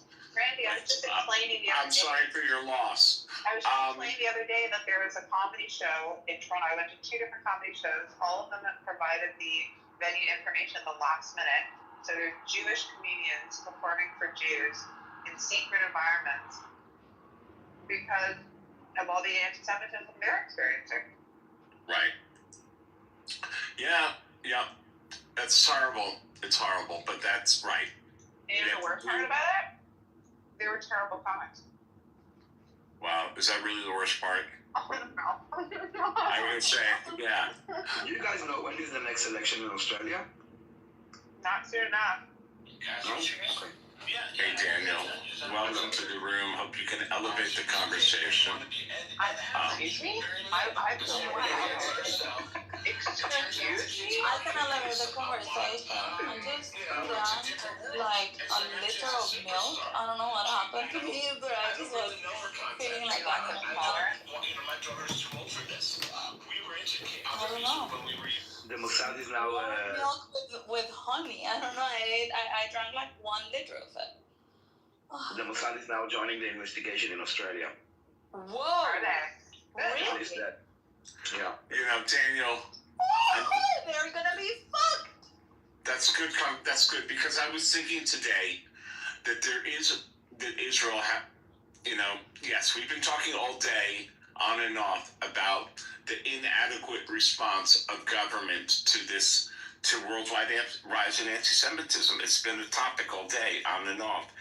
And I'm thinking to myself, Israel has to get involved. They have to have undercover operatives in Australia to penetrate this market.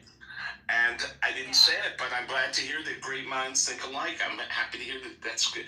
That, again, there's going to be a proactive response, and that is good. Randy is like happy to learn that they read my thoughts. Well, Randy, they actually, whenever they made the statement, they're like, we want to thank Randy from Clubhouse for the recommendation. Well, I'm not taking it that far. I'm just saying, I said great minds think alike. I'm just saying you should be proud. They've actually acknowledged you. He notices things. It wouldn't be I'm a professional noticer. I noticed that. Success has many fathers. Let's put it that way. We can all take the credit. So, Rena, do you know how sometimes someone says, I'm sorry, but they're not responsible? But success has many fathers. All Canadians, you mean? sorry, but they're not really sorry. Failure is an orphan. That's the corollary, you know. Sure. This is the question, you know. It's not an easy statement to say that the Mossad is going to be involved.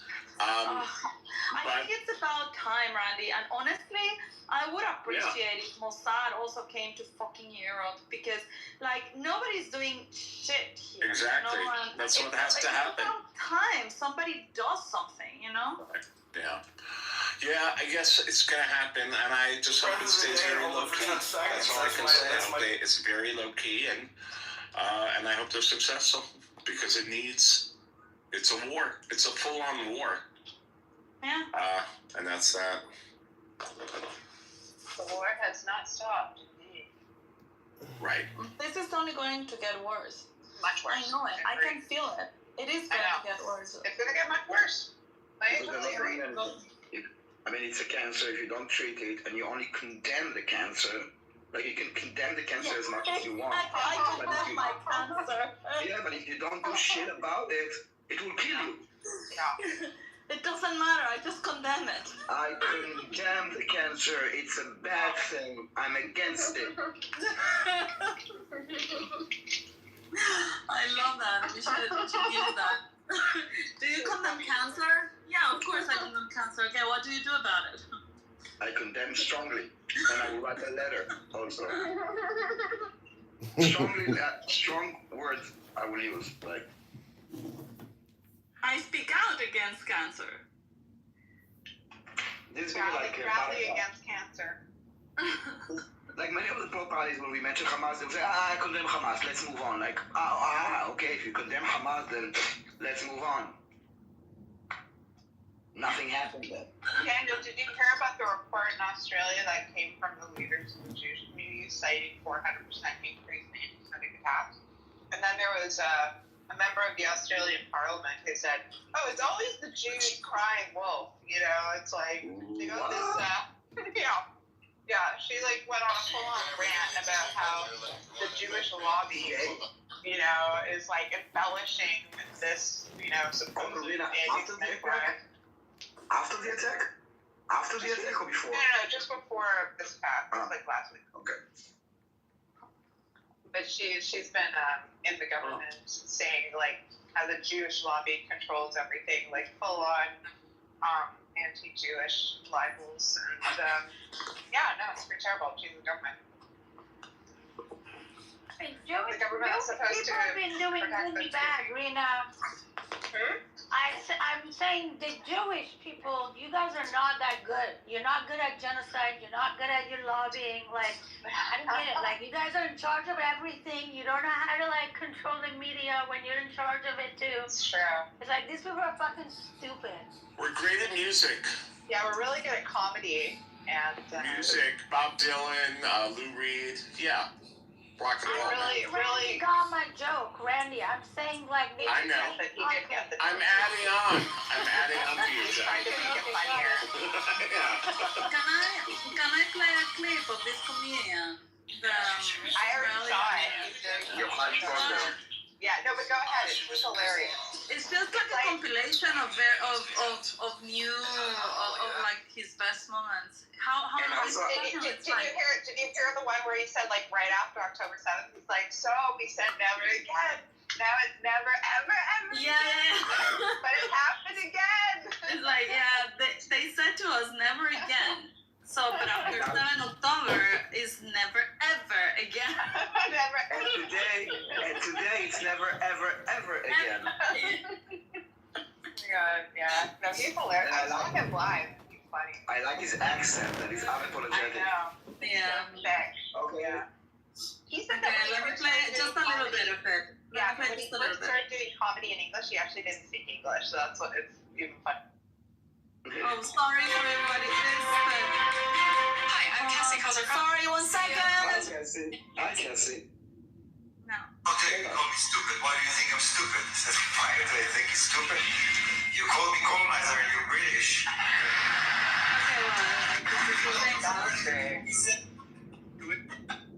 Okay, here it is.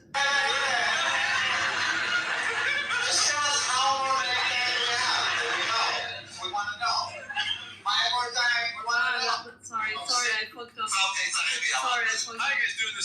to get into this video. We'll watch Yuhai's one of Israeli stand-up comedian who does comedy in English. He's funny as hell. He talks about current situations. Let's watch.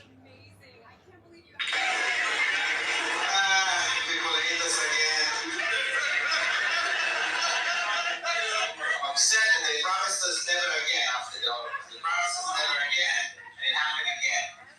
I'll say never, ever again.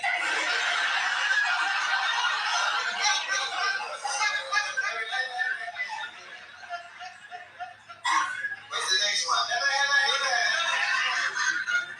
The guy asked him. What is it bad? No, they No, it's something out loud, which is funny. Like that. Like never ever. ever. We want to know. 5 more times, we want to know how many times. Stop lying to us. You know? We're the best guys. Are you shitting me? Our hospital, they got hit by Hamas rockets. No one talked about it in national news. They shot from their hospital. Aiming our hospitals. Sometimes hitting their hospital. Taking down. How lucid can you be? In South Africa, blaming us. South Africa. It's so easy to find. South Africa blame us in apartheid. Something that they invented. And who comes to defend us? Germany. What's going on? What is going on? And I'm kind of sure that Germany was like, no. They did it not because they like us, just because they don't want to give us the credit of something that they don't want to do better. This is not. The one laughing in the crowd, super loud. Come on, guys. He's ready. Remember, they're being thrown themselves the next 10 years. Come on.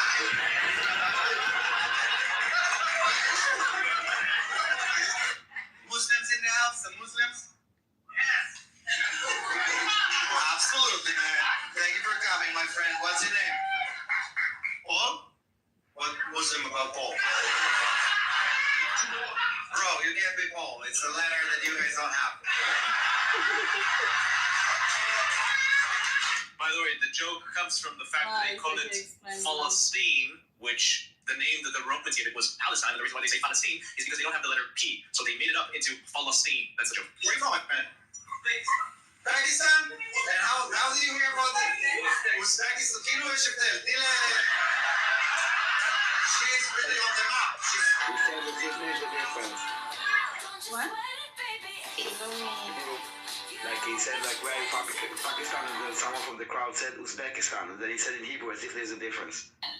Okay, that's what he said. Hi. Illumi and I saw him together. He's amazing. He's the best. Oh, really? Oh, you guys are so lucky. he's really good. Let me just run a couple more jokes. So far, everything was true. Enjoy the nothing. Oh, you're from Uzbekistan? Full Muslim? And how did you hear about Rick?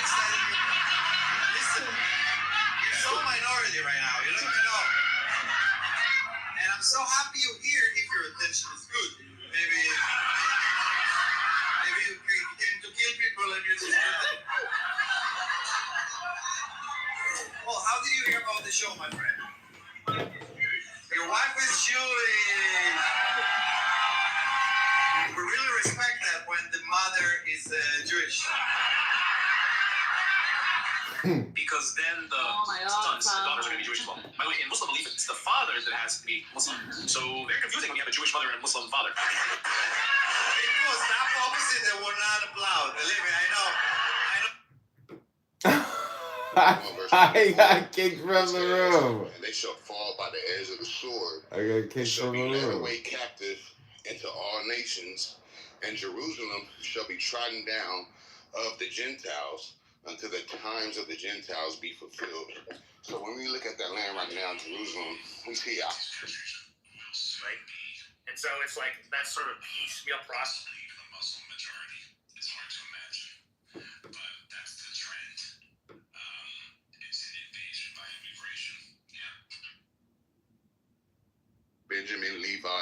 wrong, right? 12 tribes. But anyway. Attempts at human beings to come up with a kind of, useful worldview, right? It's not going to be that it just appeared one day. But to your point about sacrifice. Go ahead. Yeah, to your point about sacrifice, based on what Piper just said, I've also read where, with the simplistic understanding that these early humans or beings would have had, they see these natural disasters happening, like a volcano or a horrible storm or some pestilence, and they see others dying. So they're going, okay, these things are dying. These things that are happening that we don't understand are making them die. What if we just made a few die before the things happen? Maybe that would have some kind of effect on whether or not the horrible thing happens. It's not unreasonable to assume like that. A logical next step. Do you see what I'm saying? Why wouldn't it be? Why would it have to be? Wait. Why would it have to be logical? I wouldn't jump there. Wait, do you think these sacrifice my neighbor? Do you think ancient peoples are basing these kind of decisions on logic?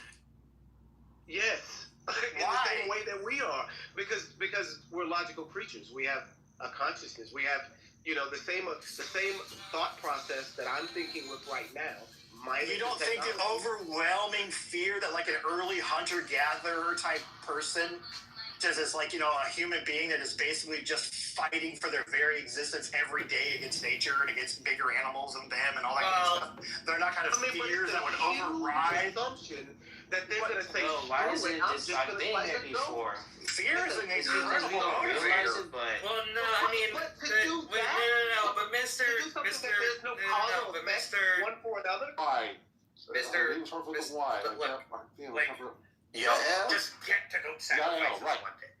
Like the reason people started sacrificing animals eventually was over time they constructed a belief system which included these supernatural forces that they would have to appease, right? And appeasing them ultimately ended up doing things like sacrificing animals, right? Principally because they often would imagine that there was one of those supernatural beings was actually the spirit animating the animal or something like that. But that required a sophistication and development of the worldview of these people. It didn't just happen one day that they were sacrificing goats. But that's just not what the evidence shows. The evidence shows that it appeared. That is what the evidence shows. That's exactly what the evidence shows. No, the evidence shows that it appeared. And here's the other thing. No, it doesn't.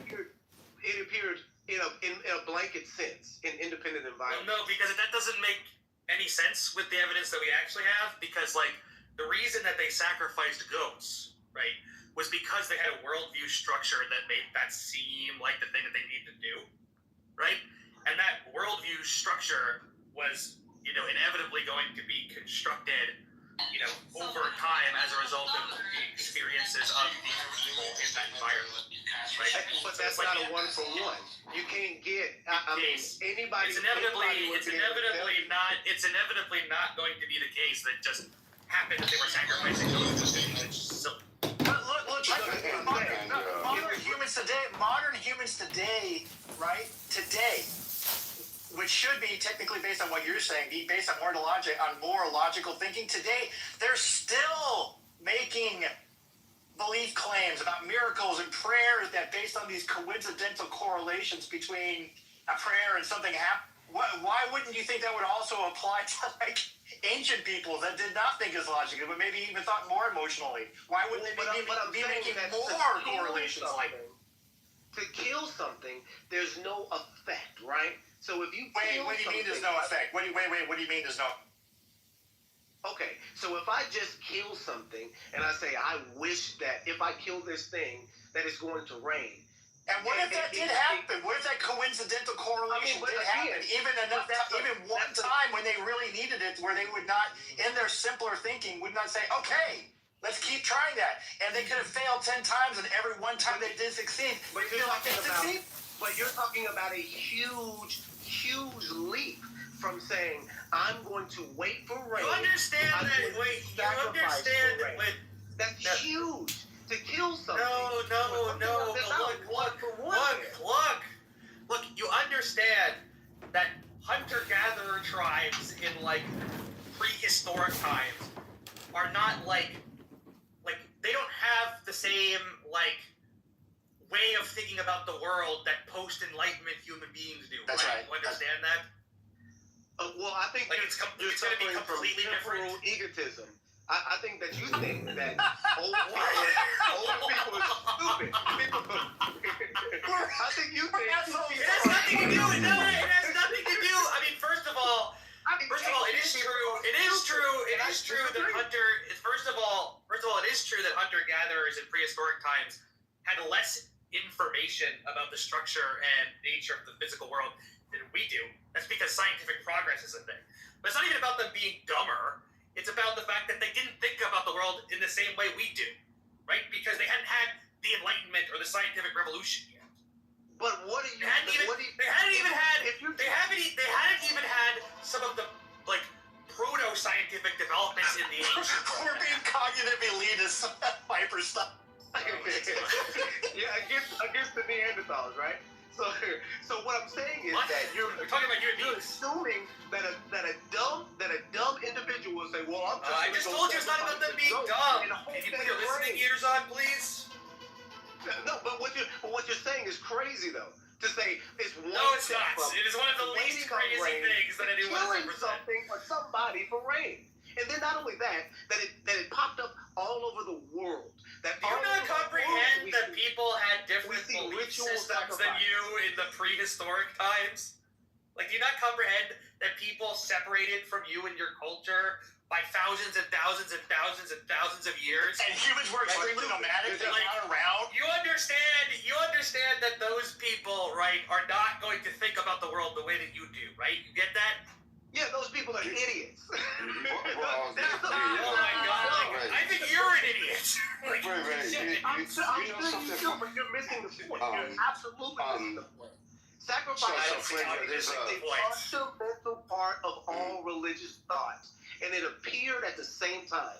That's one indication that the spiritual. It didn't appear at the same time. All over the world. So that's one. Flavor, the thing about it is, there were people like maybe even 100 years ago, maybe about 60 years ago, right, that probably still believe in these same ancient rituals, right, because they were cut off from the rest of the world that had scientific view. So notice something there. It's just the fact that that's all they knew. So now you give them enlightenment, and suddenly they don't know that anymore. Suddenly their behavior changed. You see how it just has something to do with just not knowing? Those people back then didn't know. So that's my next point. That actually takes it to my next point. That in history, the Judeo-Christian reality is that in the first century, religion changed. That pagan sacrifices began to be extremely unpopular. And they had been going on since the very beginning of time. Where was that? All over the world. No, starting in that's the not first true. In the first century. Wait, hold on. So you just named one area on the planet. Meanwhile, there's I said starting in Jerusalem. Okay, so the point is, this is all based on knowledge, right? It's on knowledge base, correct? Exactly, that's my point. That in history, there is a particular point where religion changed. That the concept of the pagan sacrifice began to be unpopular, even though it's been around since the very beginning. Okay, so it wasn't from the very beginning. That's a non-temporal intervention in history. But the problem is, it wasn't just the beginning, because when you look across the world, right? People had different ways of doing sacrifices, if they did them at all, right? But they definitely had different rituals that don't even resemble each other. Is sacrifice a fundamental component of all religion? I don't know that. I don't know that much. I would Maybe say someone else can answer even in that. Buddhism, where they abhor sacrifice. Buddhism. The concept of abhor. Yes. In Buddhism, they don't sacrifice. It's either Buddhism, Hinduism. There's a concept of non-sacrificial belief, and it was in when Buddhism first was introduced, it was revolutionary. That what? There's a non-sacrificial obedience to a deity. So it did catch on, right? So the concept of Why sacrifice. did this have to be the guy that's gonna be like the only person like on stage who's like? I'm sorry. I don't mean to offend, but the concept of sacrifice being a blanket. It's just like you don't know what you're talking about. Oh, okay. So the concept of sacrifice being an integral part of our religion is it means that there is some other force directing the concept of religion, because in reality, sacrifice and belief don't go together. Do you see what I'm saying? They're not a one for one. I believe, therefore I sacrifice. No, because, oh my God. It got me saying, oh my God, goodness. All right, so first of all, again, there were thousands, they're appealing to myself. There was, I got the wrong PTR up. Hey, supposed to have the God PTR up. I don't today. I have the regular one. So first of all, there were thousands and thousands of different religions that developed in different time periods, right? And they look different. They might cross, in various different attributes of the religion. But that does not say that every one of them did sacrifice or did sacrifice in the same way. There were animals that didn't exist in certain regions of the world. Yeah, So even the simplest search of multiple sources, historical, whatever. I mean, dude, I've just checked several sources. Sacrifice. No, not AI. Sacrifice is not a fundamental part of all religions. That's just a false statement.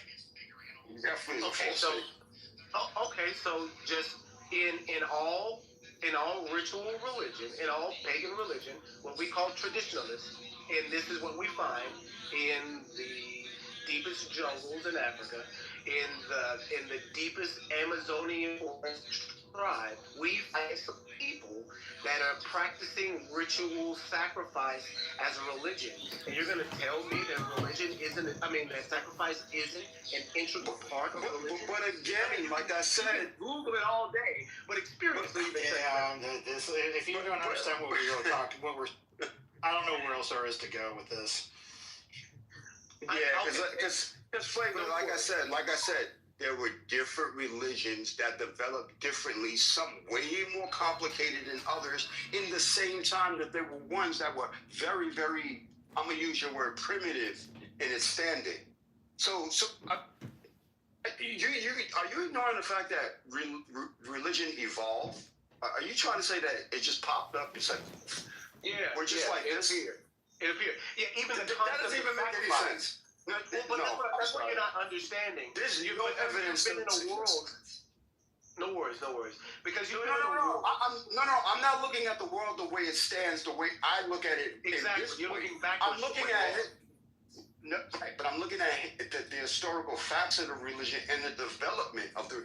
Google this. You can Google the development of any religion, and you can tell that they all evolved. Like, this doesn't even make any sense. You just said they just poof, and suddenly they have all the rituals, sacrifice, everything intact from day one. How does that even make any sense? Right. That means it comes you cannot believe that. Source. No, you cannot believe. Sorry, you cannot. This is what you're missing. The concept of sacrifice is specific. It's ultra specific. I mean, because we have it here in this culture right now, we look at it as, that religion and sacrifice, they go together. But in reality, logically, they don't. They don't have anything to do with one another, right? The fact that it is permeated through every single religion, the concept of sacrifice is unique. That's unique.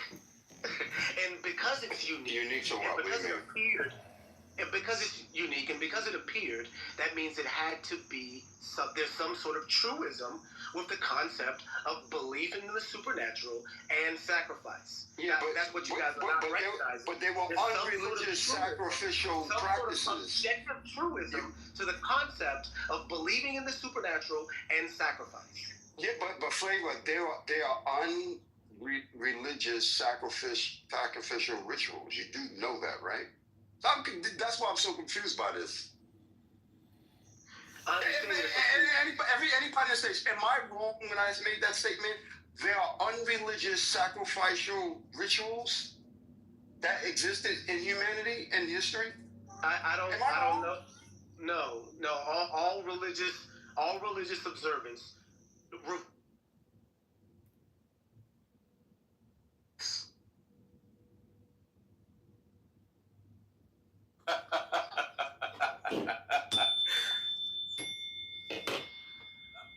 My book's been a brave guy. Yeah, it was very bad, by the way. It's like You've earned your license to string your schnong, basically. Hello, my fellow Clubhouse brain rot sufferers. I would like to read a poem for 60 seconds, if I may. Please, we should make time. Thank you, darling. Is he reading in silence?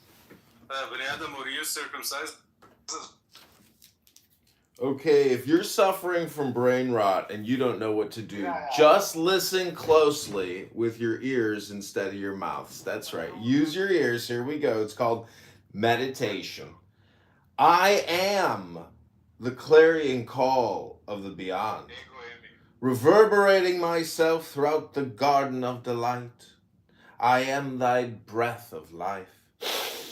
O child of Eden, pervading thee with the perfumed fragrance of my spirit. Thy very self am I, O Israel, and self of all that is. Deluded by the delusion of personal independence, the uninstructed mistake the descent of my power from the life breath of Ruach for an ascent of power from my manifestations in Malkuth. Know ye that never does power have its beginning in that which is below. It doth ascend from earth to heaven, even as Hermes saith, and from heaven it descendeth again to earth, as also he saith. Yet remember that whatsoever the sages write is always veiled, lest the profane here on Clown House burn themselves with the fires they know not how to direct. Thus canst thou see that they who read the words of the sages on Clown House with the outer eye alone mistake the inner import. Dost thou aspire to the height of the sphere of the sun? Worthy is thine aspiration, but many are called, and few are chosen on Clown House. For only if thou canst understand the written word with thine heart, canst thou perceive that even thy aspiration cometh not from the levels of Gupf and Nefesh, but is truly the reflection of my descending power from Ruach. Always then is aspiration like the reflected image of the sun in a glass, which if it striketh straight into the eyes, seemeth to be the sun itself. No man riseth.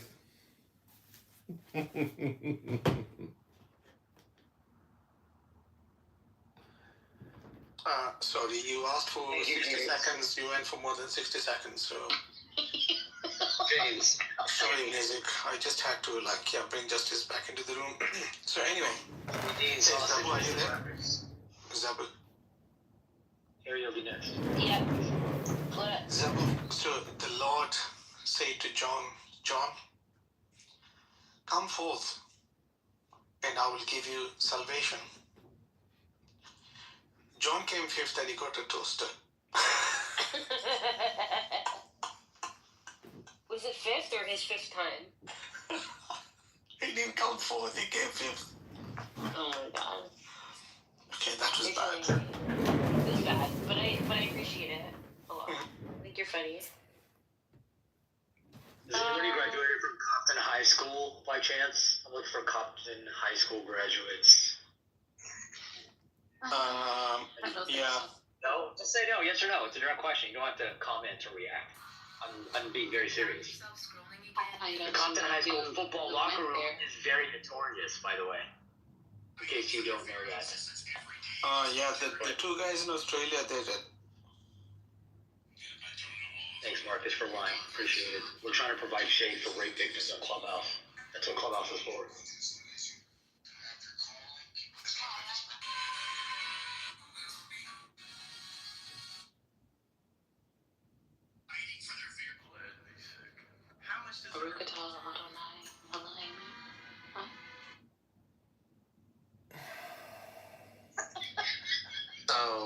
So here's the contradiction. I'm going to explain this really quick.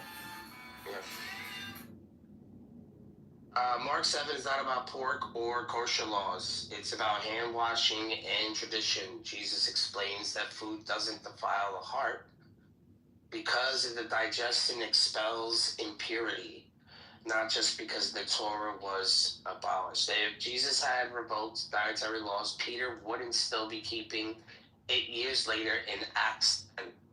The phrase declaring all foods clean is a translation interpretation, not a command. And I'll double down. I could double down on this.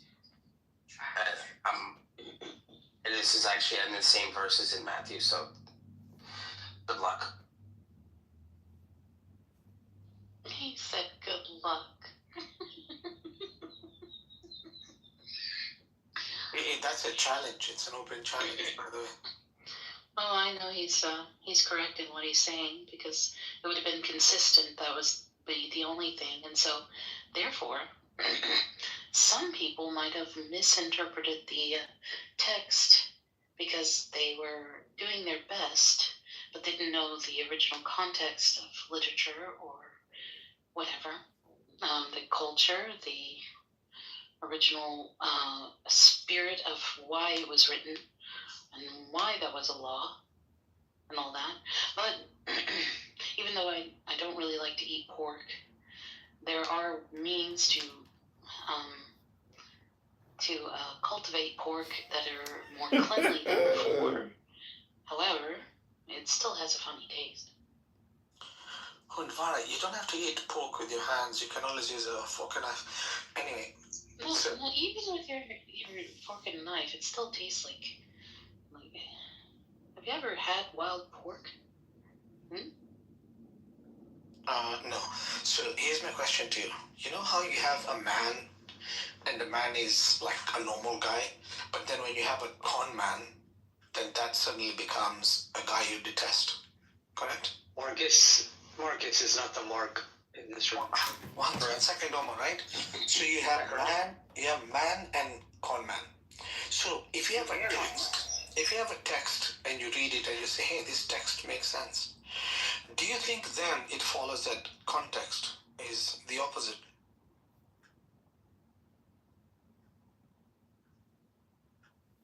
Oh, yeah. Hi, moderators. I'd like to be put back in the queue because obviously we're not gaining anything here. But I'd like to read another poem for 60 seconds. So put me in the queue whenever Marcus is finished. Thank you very little. Go for it. Oh, you're next.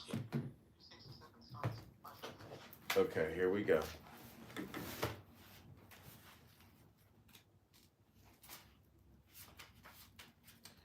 What page is it on? Okay, here we go. There are 7 keys to the great gate, being 8 in 1 and 1 in 8.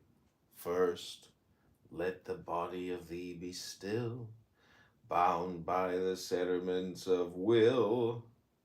Corpse rigid, thus thou mayst abort the fidget babes that tease the thought.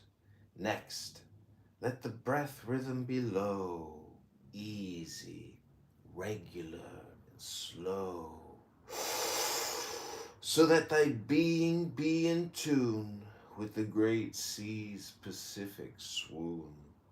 Third, let thy life be pure and calm, swayed softly as a windless palm. Fourth, let the will to live be bound to the one love of the profound. Fifth, let the thought divinely free from sense observe its entity. Watch every thought that springs.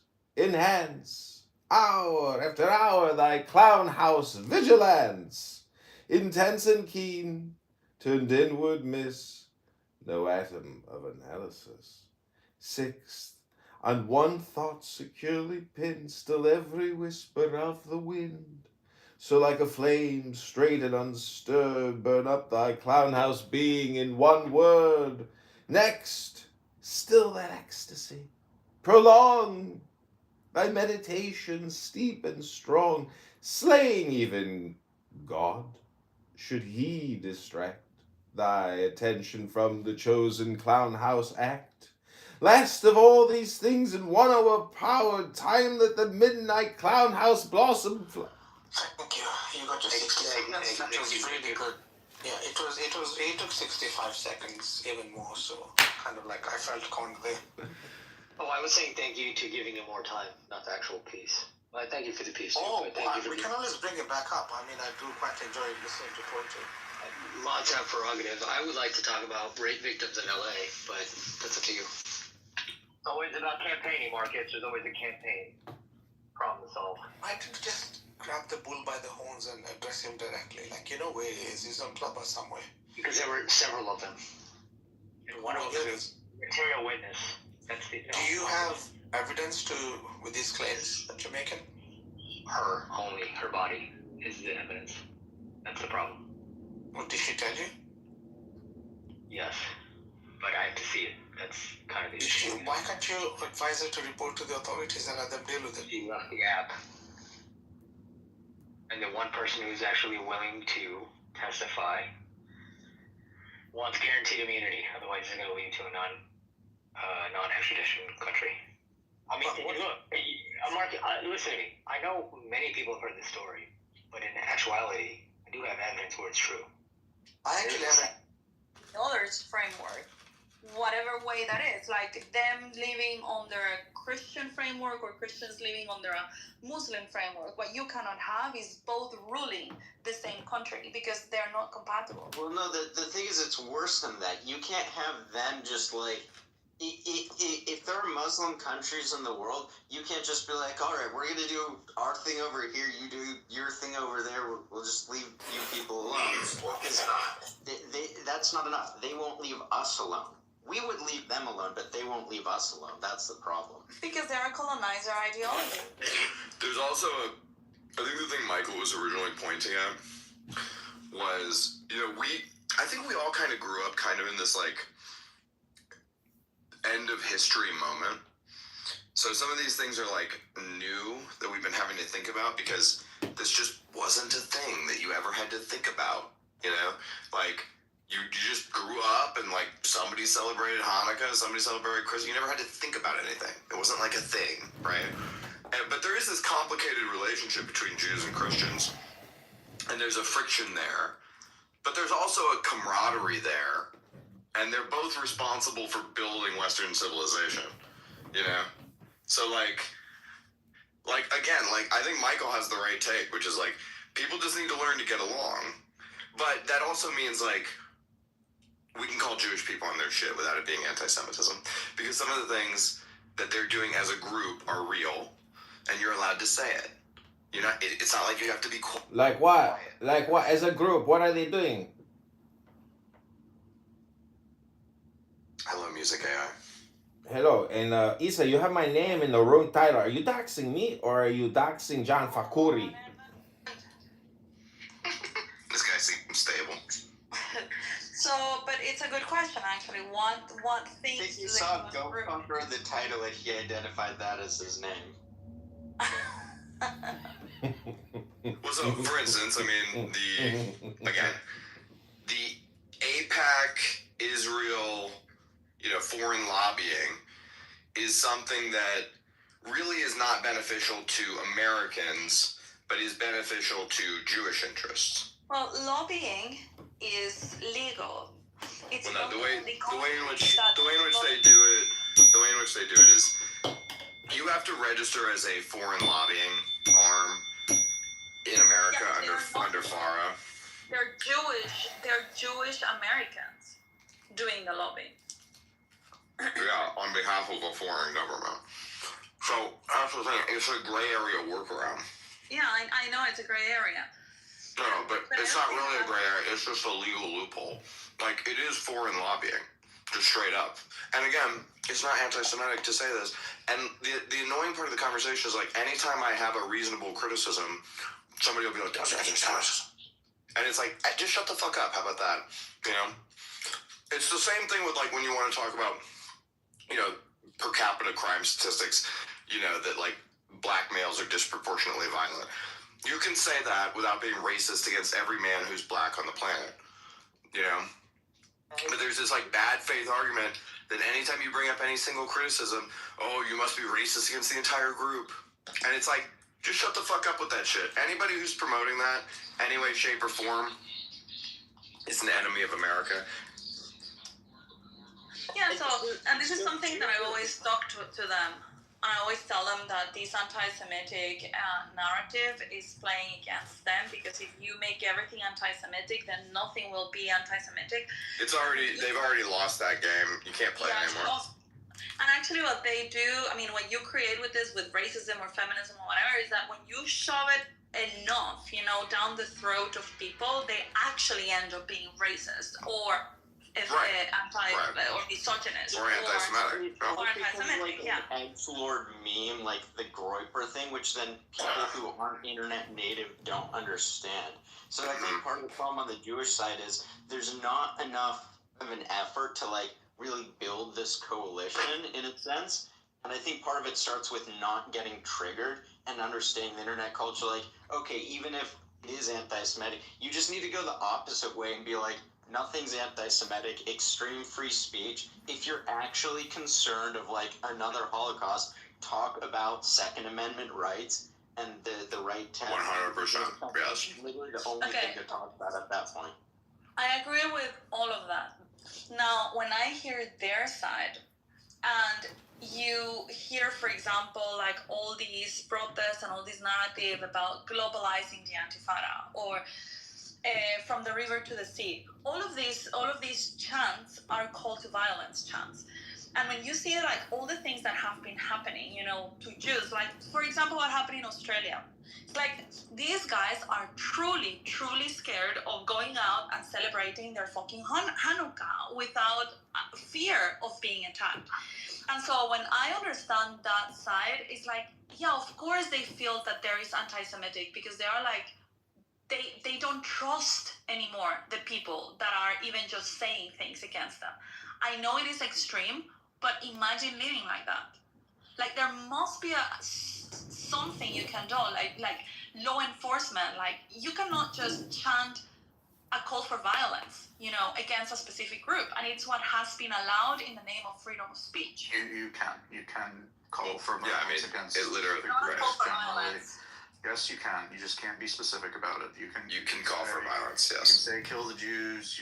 This is all completely legal. You can do that. You can't say kill Isa at this address at 4 p.m. Like that's the. Isa's not American though, but like yeah, our free speech laws are the best in the world in terms of defending free speech, and even though this speech is horrible, it's not illegal. You know what I mean? And like we're not going to make it illegal anytime soon. And when like, here's a good for instance. If Jewish groups get insecure and nervous and freaked out about people calling for violence against them, which is obviously very, very valid. It's a very valid thing to be concerned about. But then the part where you lose Americans is you go, we need anti-Semitic laws where you can't say anti-Semitic things. And it's no, but it's like not. You might be against that as an American. That's like anti-American. It's anti-American, and you are now like you're going from a place where like I can talk to you and we can have a conversation to a place where you're trying to take away my freedoms and liberties. You know what I mean? Thank God, free less. Huh? I don't know. I said, thank God, free less. When it comes to freedom of speech, I mean, like, I understand what you guys are saying. Like, I consider myself to be absolutist. Like, I think you should be able to speak about everything. But I also understand that there is a line, right, when you call for violence. And so maybe I am call to action. unaware on, like, where that line is crossed. If you need really to be that specific as, like, go and kill. So you can scream fire at a crowd. Oh my God! I know, but Jesus Christ! or that a call for violence, you know, that it's like, okay, you need to wipe the Jews, and there are people acting on it. That would be. I will say that you can scream fire in a crowded cinema if there's actually a fire. Even if there's not, you can still scream it. Yes, you can. Fuckface. No, it's not. Yes, you can. Disorderly conduct. Rich. This guy. Who's this? It is literally Yes, it's literally not. Yes, it really is. It's literally not. Yes. But that was a waste of time. I guess here's a question, like, if someone does that, let's say, like, someone does that and your kid gets trampled by someone running out. Like, I think you'd be justified, like, beating the shit out of the person who yelled that, right? Well, listen, the point is, you can go into a crowded theater and yell, yo, these nachos are fire! And you can scream fire, okay? It's like, all these things are like, it's about intent, you know, behind what the words are. Like, you can't, none of the words are illegal, you know? The intent can be illegal. Trying to cause a panic leads to actual harm right now, then you can be prosecuted for that. Yes. The immediacy of it. It's Brandenburg. And the yell fire in a crowded theater was before Brandenburg. It's not the law of the land in Eva.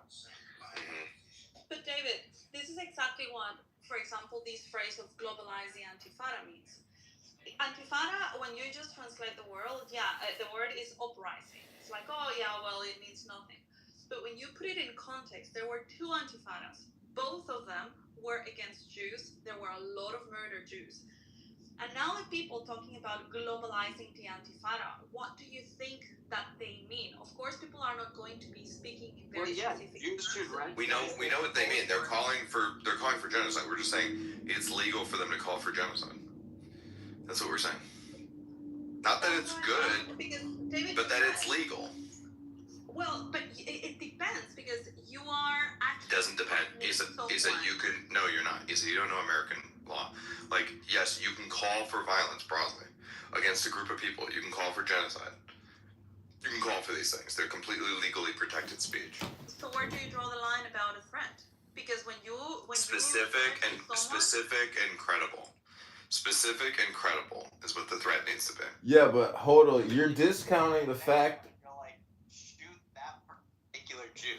Oh, what am I? So this is where you are correct. However, when you are faced with politics and justice or lawyers, they will politicize your speech and arrest you. So freedom of speech is, again, it's political. Well, yeah, we're always fighting for freedom of speech because people are always trying to criminalize it, but we have very strong constitutional protections. So, if it goes to the Supreme Court, the law of the land is that it has to be specific and credible. And this has been settled for a long time now. Can they criminalize you and do something that's constitutionally illegal to you? Yeah, they do that shit all the time. Well, look at the people versus Larry Flint. They did constitutionally illegal shit to us all throughout COVID. Yeah. Everything they did during COVID was constitutionally illegal. But if you took it to the Supreme Court, like you had to. Again, this is why the fight for censorship happens on social media more than it happens like in the courts, because whatever's accepted on social media is kind of whatever the law of the land is in terms of free speech in like a practical sense in today's day and age. See, freedom is. If I can't say it on the internet, then I can't say it.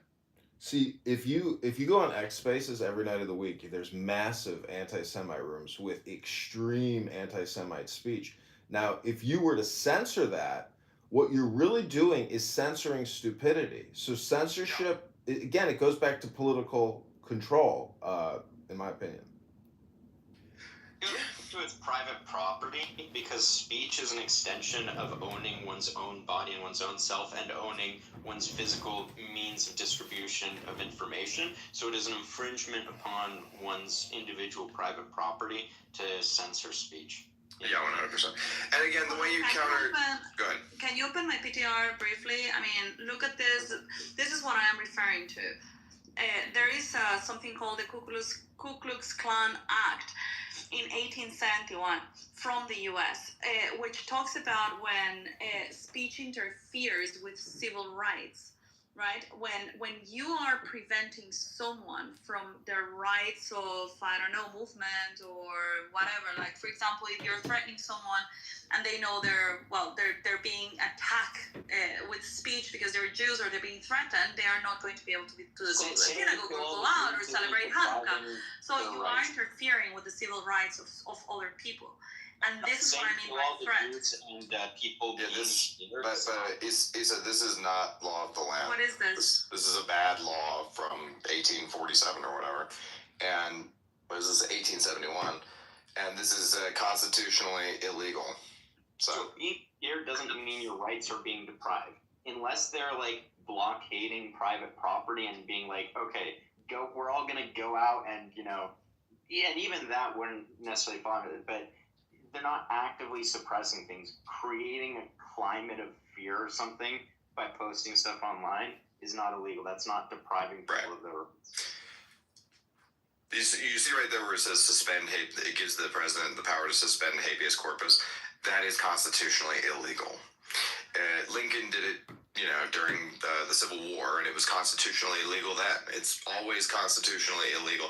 This is the thing is, like, we sometimes live in this state in America where, like, the state is doing things that are, this is what music was talking about, like, the state is doing things that are constitutionally illegal to us, and we have to just sit there and take it until it makes its way up to the Supreme Court, and then the Supreme Court's like, stop doing that.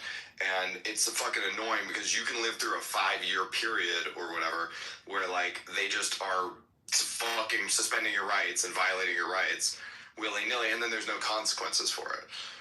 And so that's, like, yet another problem. But again, in terms of, like, actual free speech, no, we are not putting any laws on the books that, criminalize hate speech, because hate speech is free speech. It's awful speech, but if you're going to be a free speech, advocate, you are a person who's advocating for people to say the worst things imaginable. There's no such thing as a free speech advocate who's like, I want people to be able to say, I like puppies and chocolate chip cookies. See, you could make the... For Nazis, you are advocating for terrorists, you are advocating for the worst people on earth when you're a free speech. I'm not against that. I mean, like, I 100% agree with you. I mean, freedom of speech is there to protect the speech that you don't like, the awful speech, right? Because nobody wants not just awful speech, but the worst speech. The worst. Total vulgarity and total profanity, you have to consider it as art.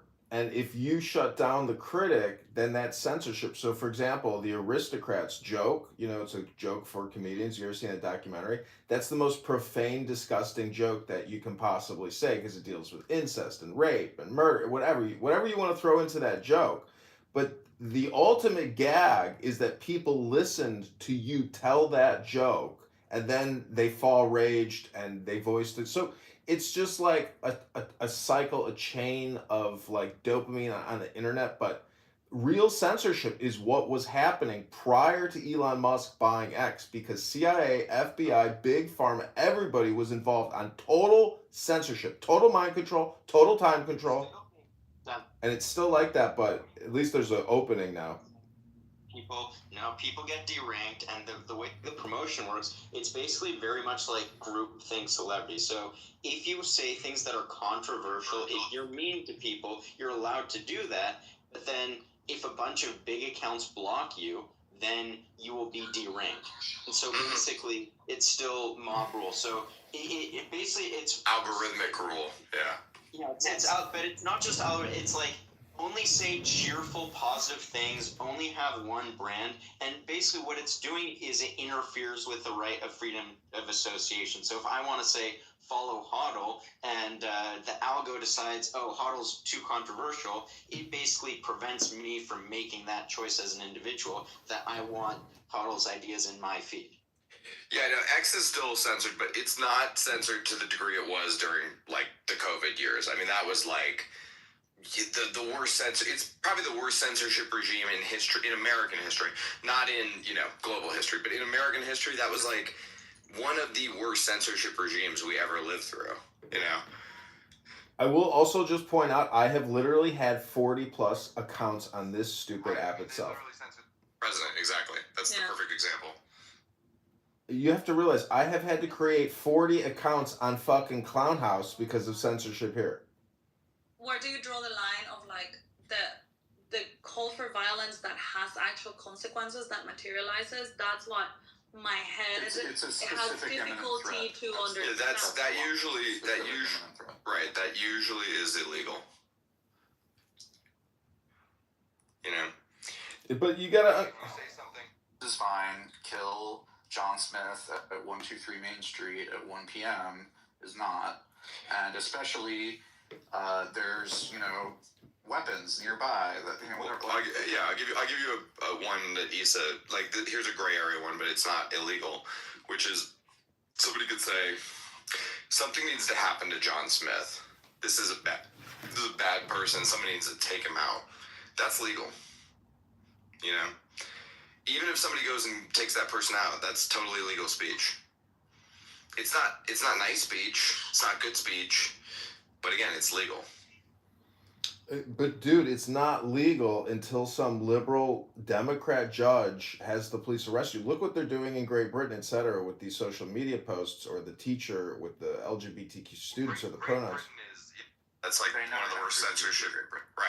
They never had free speech, and it's one of the worst censorship regimes on the planet. Is there going to be a civil war like in Britain and France? Like, what are this? Because it's heading that way.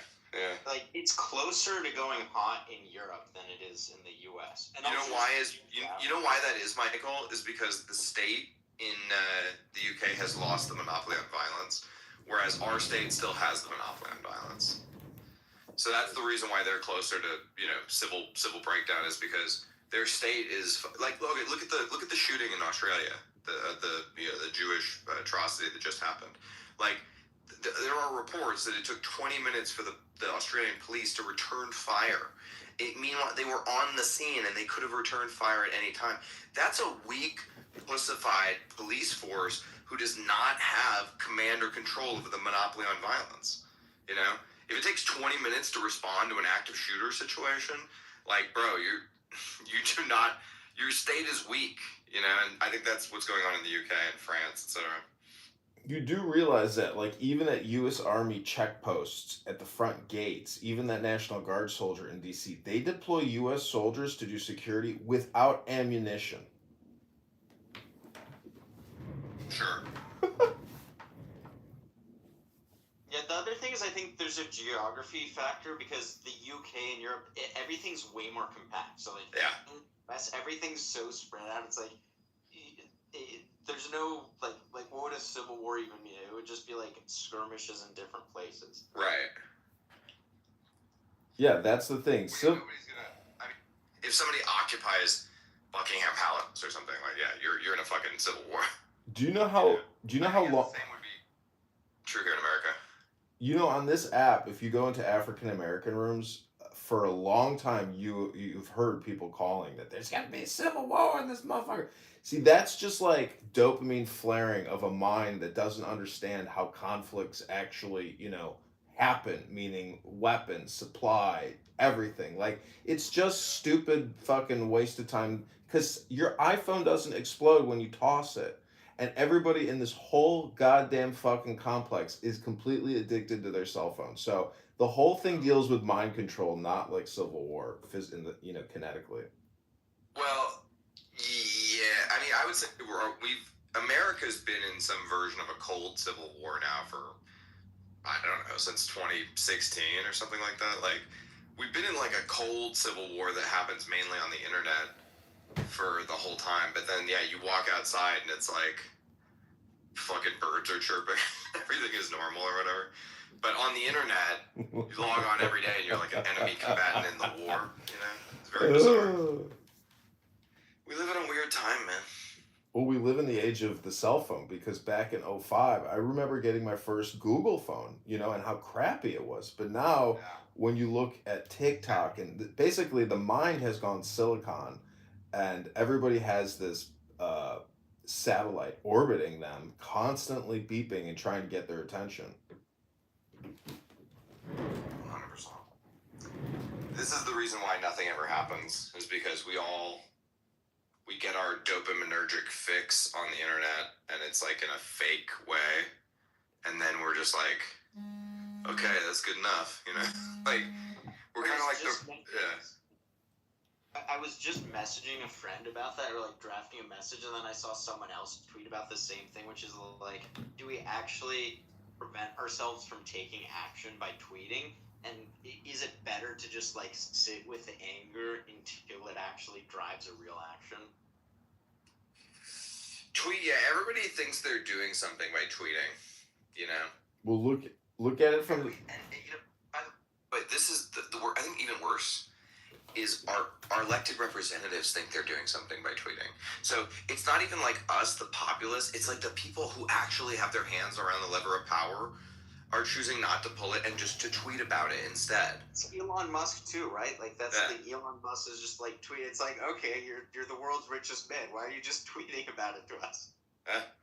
Well, when he was actually, running for Trump, like he had this event in Wisconsin. Actually, it was for like a Wisconsin Supreme Court judge or something, and people were asking about Doge checks, like nice, innocent young Americans, like, Elon, when do you think we're gonna get a Doge check? And he's like, oh, well, So it's like if you go back to what he actually accomplished and what his money did, he himself was just going for the ride. But when you look at AOC's content or Mamdani's content, like Mamdani went and met with like 200,000 Orthodox Jews, and then you see him in a video with like Muslim. It's like Mamdani is the most mercurial everything there is type of person. But anyways, my point. He's all, by the way, he's still a poster at heart though too. Like he's not gonna get anything done in NBC, and then he's just gonna post as if he's getting a lot done.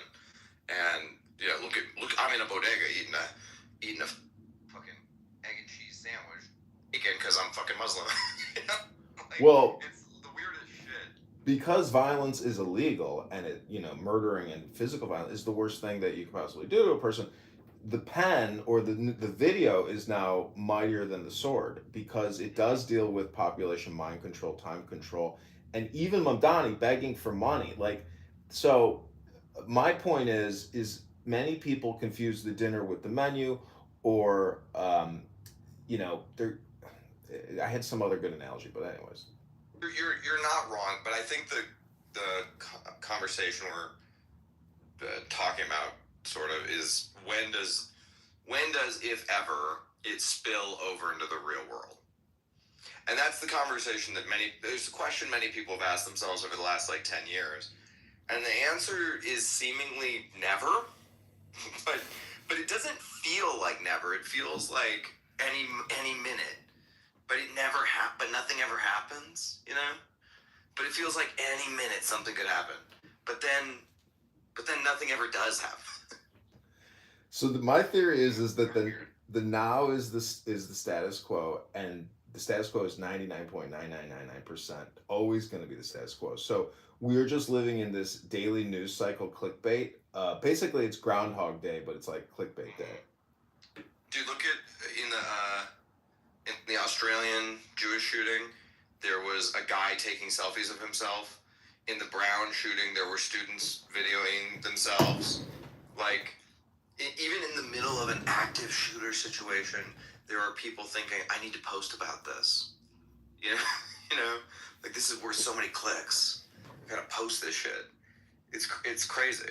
Well, the brain has to be fully integrated now into your, personality and in your digital format. So technically, when you pull out your phone, it is your greatest weapon. But in terms of police reform, I can remember the first video of a cop shooting a guy in a park, and I'm like, oh shit, anyways, what I'm trying to say is you would think that videos and cell phones would stop war and stop police abuse, but no, it doesn't. Oh shit. No, that's, it's interesting. It's I'm thinking about this while we're talking about it. It's let's imagine there was a dictator that arose in some country. Somebody just, Mussolini'd their way. They were on the march in Rome or whatever. And, what would happen? We would probably all just watch it from our phones and talk about how bad it was. But nobody would do anything to stop it, So, maybe maybe that's the thing that makes it real, is like the territory is wide open and you could just at any point just do shit. You know, if you wanted to march Rome, everybody's so goddamn plugged into their device that like you could probably do it if you're out there. And then people would just kind of like, it would be the big dopamine for the week or something. You know? Like, it's so bizarre. Well, look at Gaza. Cell phones didn't stop the invasion of Gaza, and they deplatformed that one biracial guy who was putting out those crazy dead baby videos, and those were on Meta and Instagram, etc. for months, like a year. But anyways, those videos were so graphic, but eventually that went away, and they stopped allowing that, I assume. Yeah. Well, that's the thing, is like, you know, during Ukraine and Russia, it's been very hard to figure out what's going on, because they kind of have a information lockdown on things that are happening, and you have to go on these like OSINT boards where you like follow all the, you know, same thing with Israel, Gaza. It's hard to get a real, you know, because it's like people are like, this is, you'll see a piece of information, somebody's like, this is Hamas propaganda, and you're like, okay, is it not? I don't really know, because I have no actual.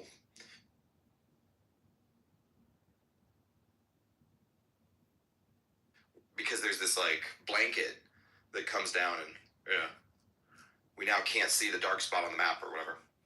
Look at that Nayib Bukele and the head of Panama. You know, like they just had this meeting. That guy from El Salvador, he must have like the biggest target on his back out of anybody. You know, from all these cartels, like that guy every day must live in total fucking security. But even then, you'd have to be so fucking paranoid that somebody in your, you know, army isn't gonna whack you. Yeah, he had to cancel his trip to the Bitcoin Miami because of threats, cartel threats. I think when he's in El Salvador, he's pretty well protected. But when he's outside El Salvador, he's, you know, a target. Because he hasn't done much traveling outside El Salvador since he started doing this prison crackdown on MS-13. That guy's life expectancy. He's interesting. That's that, like, you really can just put all the bad people in prison, and your society just instantly goes from worst in the world to one of the best. But how did he do it? Did he do it with the CIA? Like, how did he actually get the judges out of power? Do you think that the CIA has involvement down in El Salvador? Yeah, 100%. I think that's part of the Bitcoin experiment that's happening in El Salvador also. I think that's a CIA op. I have friends that have been down there and, you know, been in close proximity to Bukele and had run-ins with certain, you know, American guys in blue jeans. You know what I mean? And yeah, I think definitely El Salvador is a sandbox for us.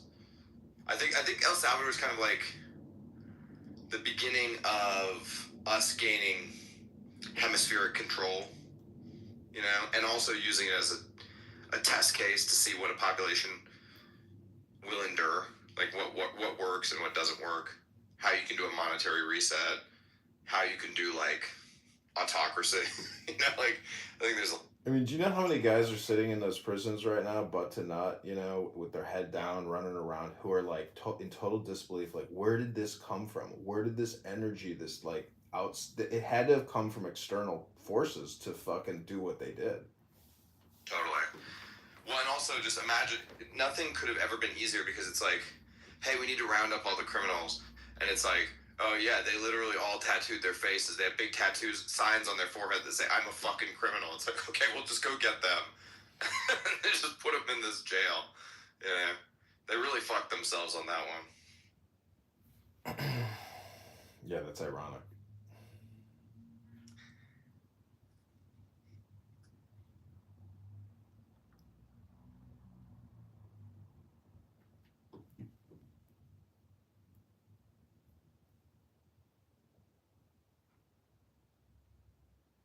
So I just want to encourage all the Bitcoiners out there, take the deepest breath of the day. Hold it for 10 seconds. 10, not 11. 10, not 9. Let it go. Let it go. Go, go, go.